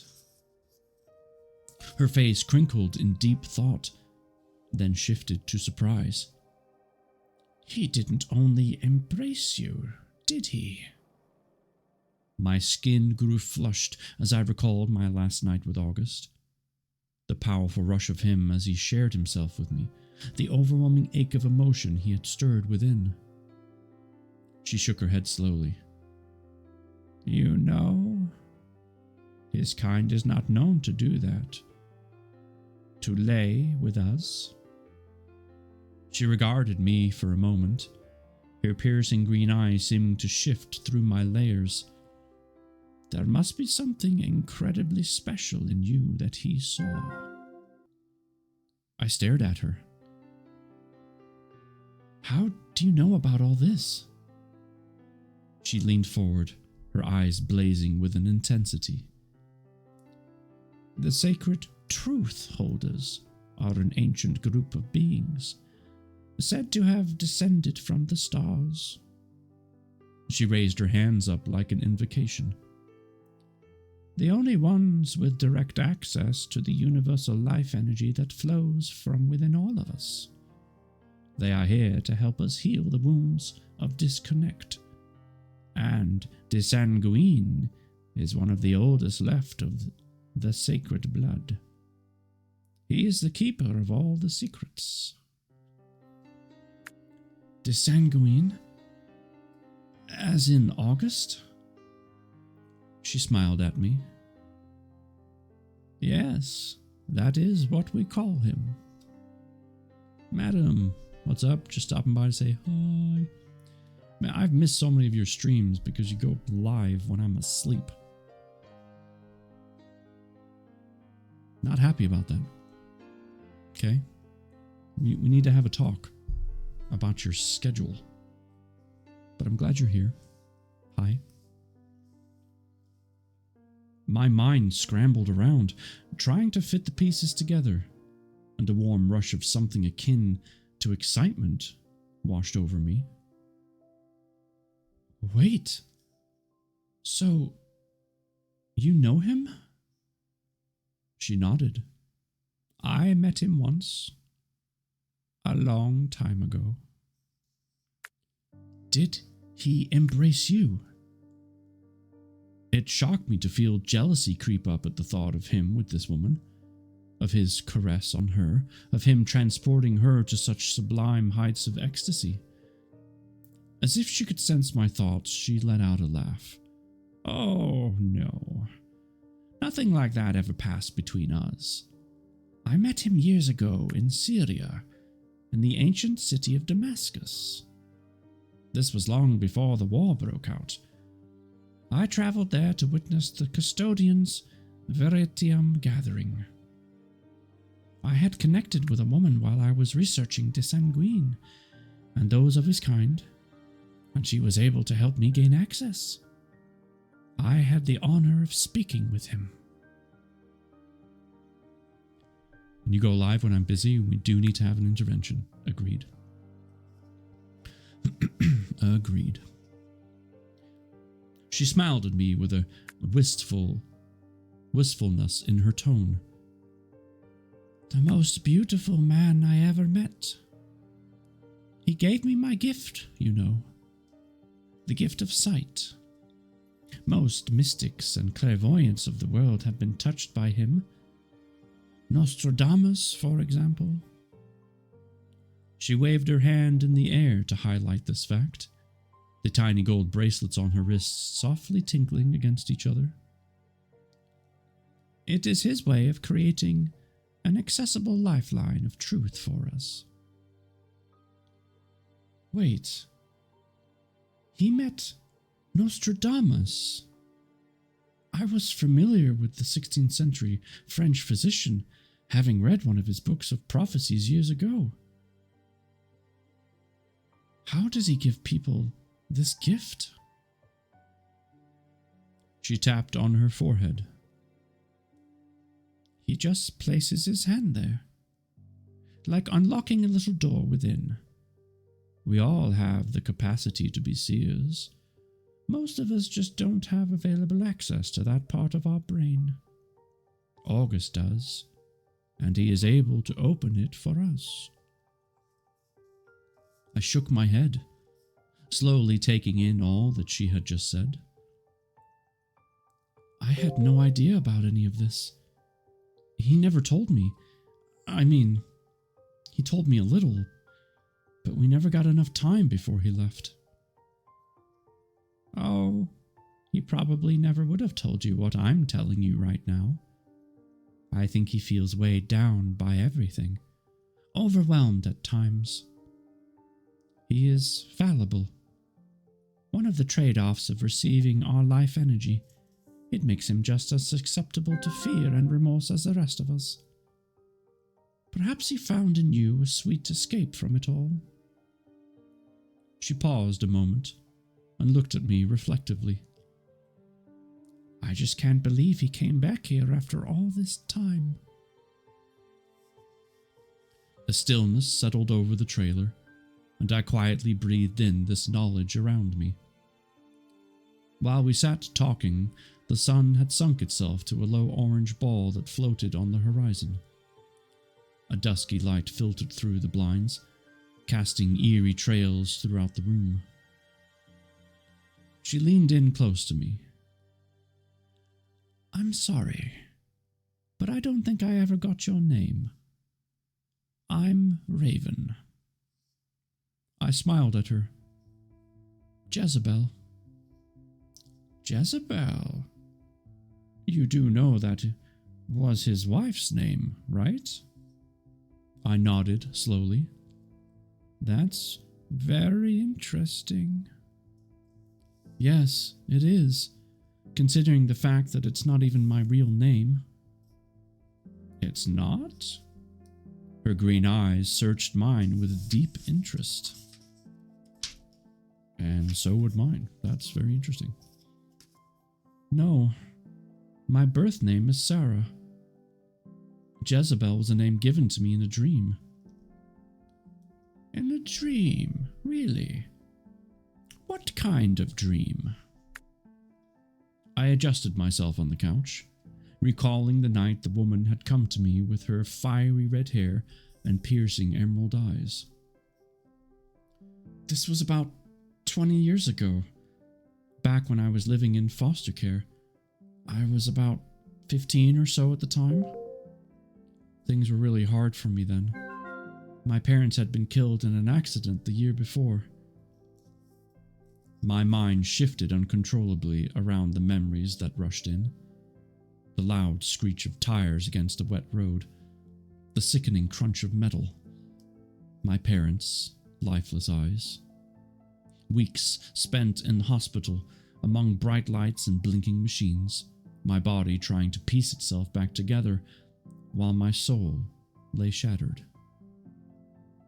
My hands fell to my lap, absent-mindedly tracing the thick scars that hid beneath the layers of my clothes. One night, I had this vivid dream.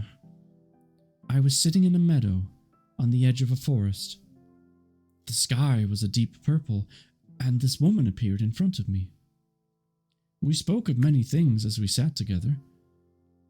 In the dream, she had lost her family too. We seemed to share this similar sense of loss. And then as she was leaving, she gave me her name. Jezebel. She said it would give me strength. Raven gaped at me. Did you know that Desanguine's wife was a dream traveler? I looked at her in confusion. No. What is a dream traveler? Raven crossed the distance between us and joined me on the couch.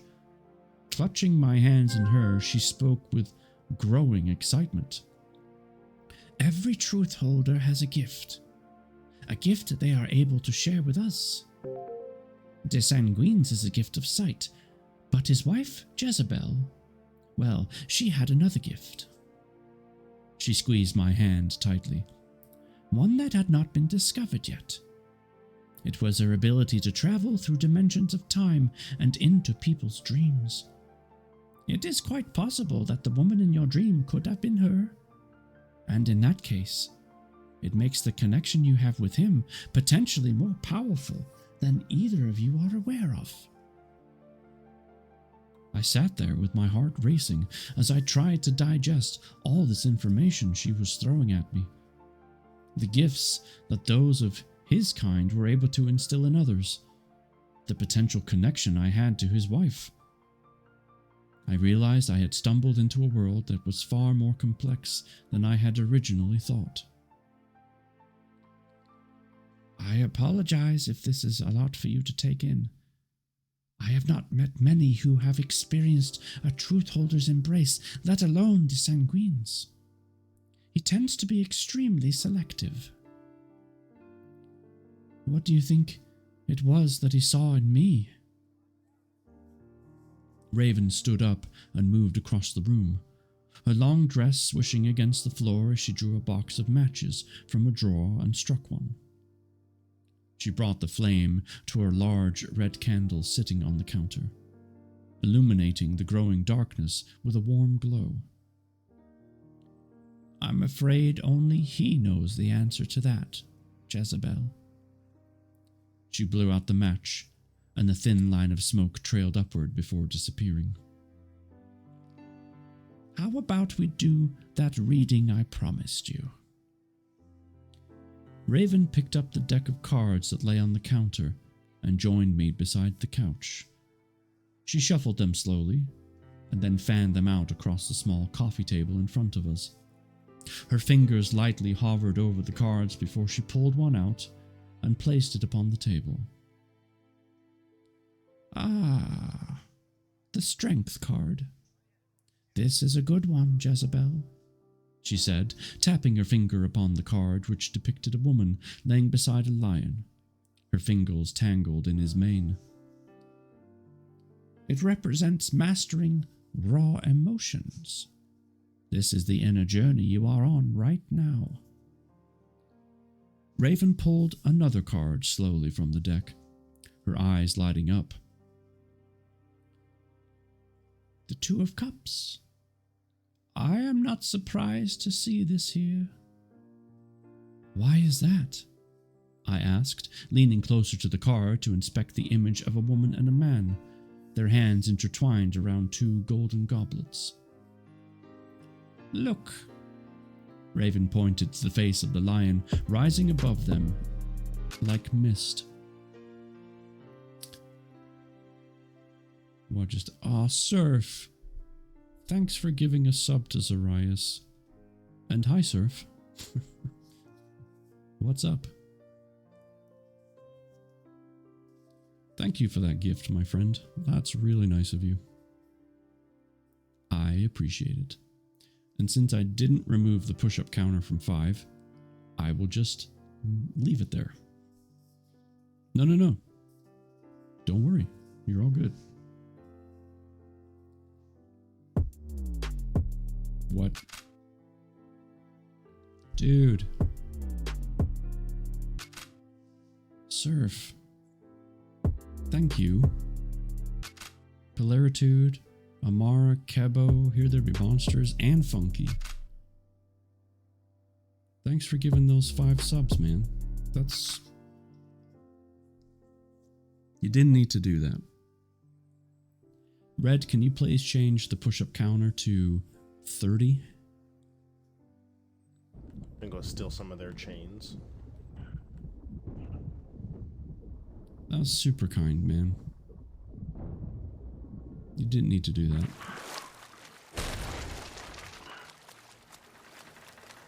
Yes, I did. You're a good dude, my guy. How are you? Look, I still love that clip. I appreciate it. If you don't know, Surf is pretty new to streaming, so if you haven't followed him yet, please do. He's a big Sea of Thieves player. He likes to be El Capitan, you know? He's a good guy. For a moment I thought those were follows. I can read, I swear. Did it say follows? It shouldn't have.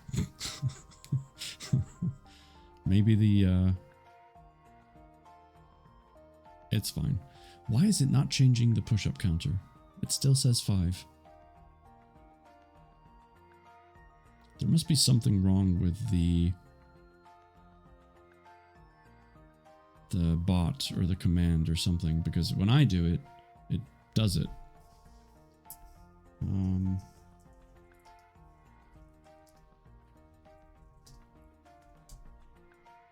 See? That's weird. After this chapter, I will do the 30, promise. Something weird is going on with the stream elements. Yeah, it's I'll have to check it out later.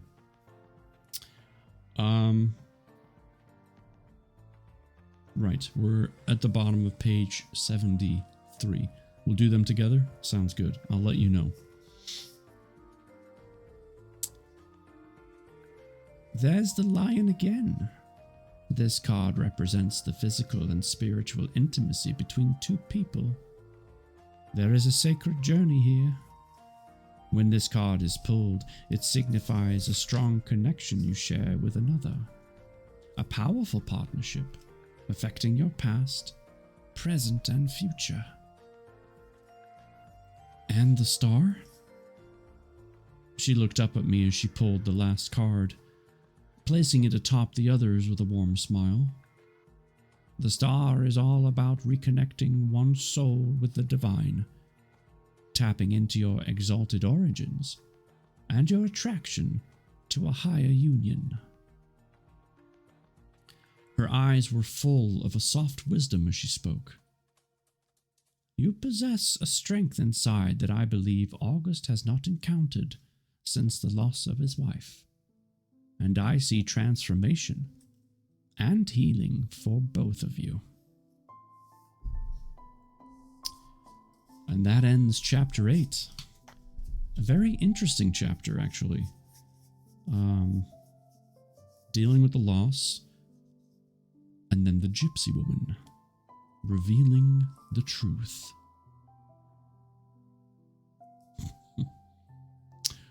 All right. It's push-up time. Let me turn back on the camera, and I'll get over there.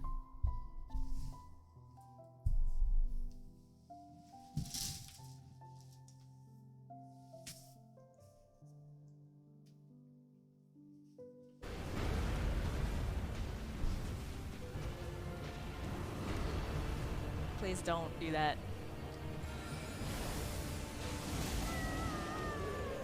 Fucking hell. I'm trying to get him stunned with these rocks.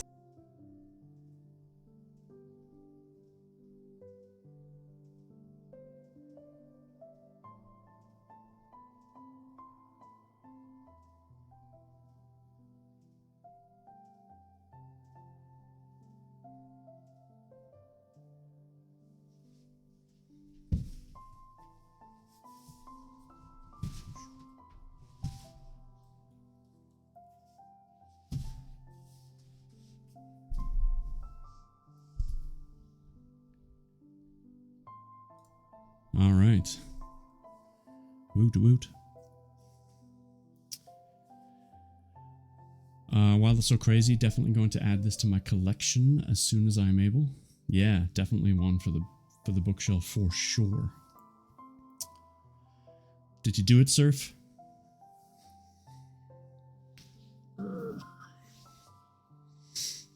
Awesome form. Thank you. Thank you. Very well done. Appreciate it. Yes, sir. Sweet. Red Thorn's getting a torrential pour down right now. You can keep it, sir. I'm just over here shaking my head. Can we... Okay, purple. Jeez. See?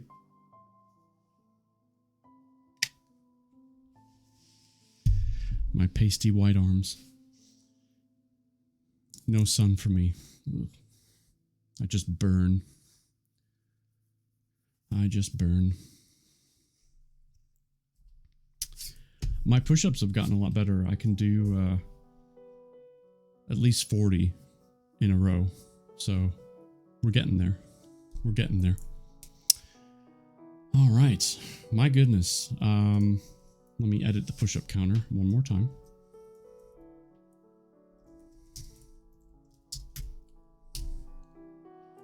There we go.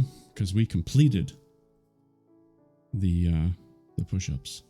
Hello, doctor.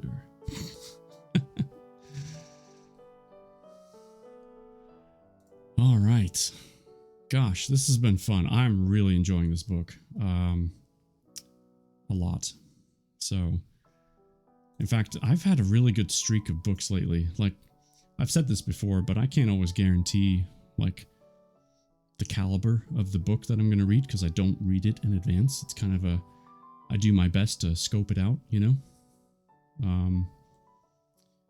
And we've had a really good run of books lately, so I'm just thrilled. So, yeah, really happy. Kay, Jennifer, you both should be super proud of what you've done. Really good stuff. Really good stuff. All right.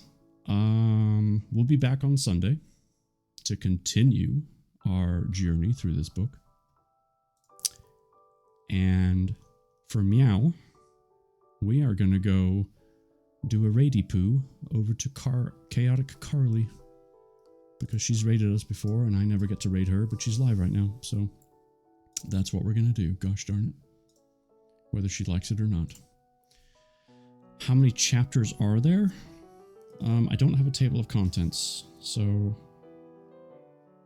well, there's 3 sections or 3 parts to the book. So as far as how many chapters there are overall, I don't know. Because after each part, the chapters start over. Bye, I'll see you on Kick. Alright, madam. Go Kick. Let me get the raid going. Okay. Thank you for being here, for the bits and the subs. You guys are amazing. Thank you for coming on this journey with me with this book and for hanging out. I hope you have a fantastic rest of your week. And please, as always, take care of yourselves and take care of each other. until next time, have a great night.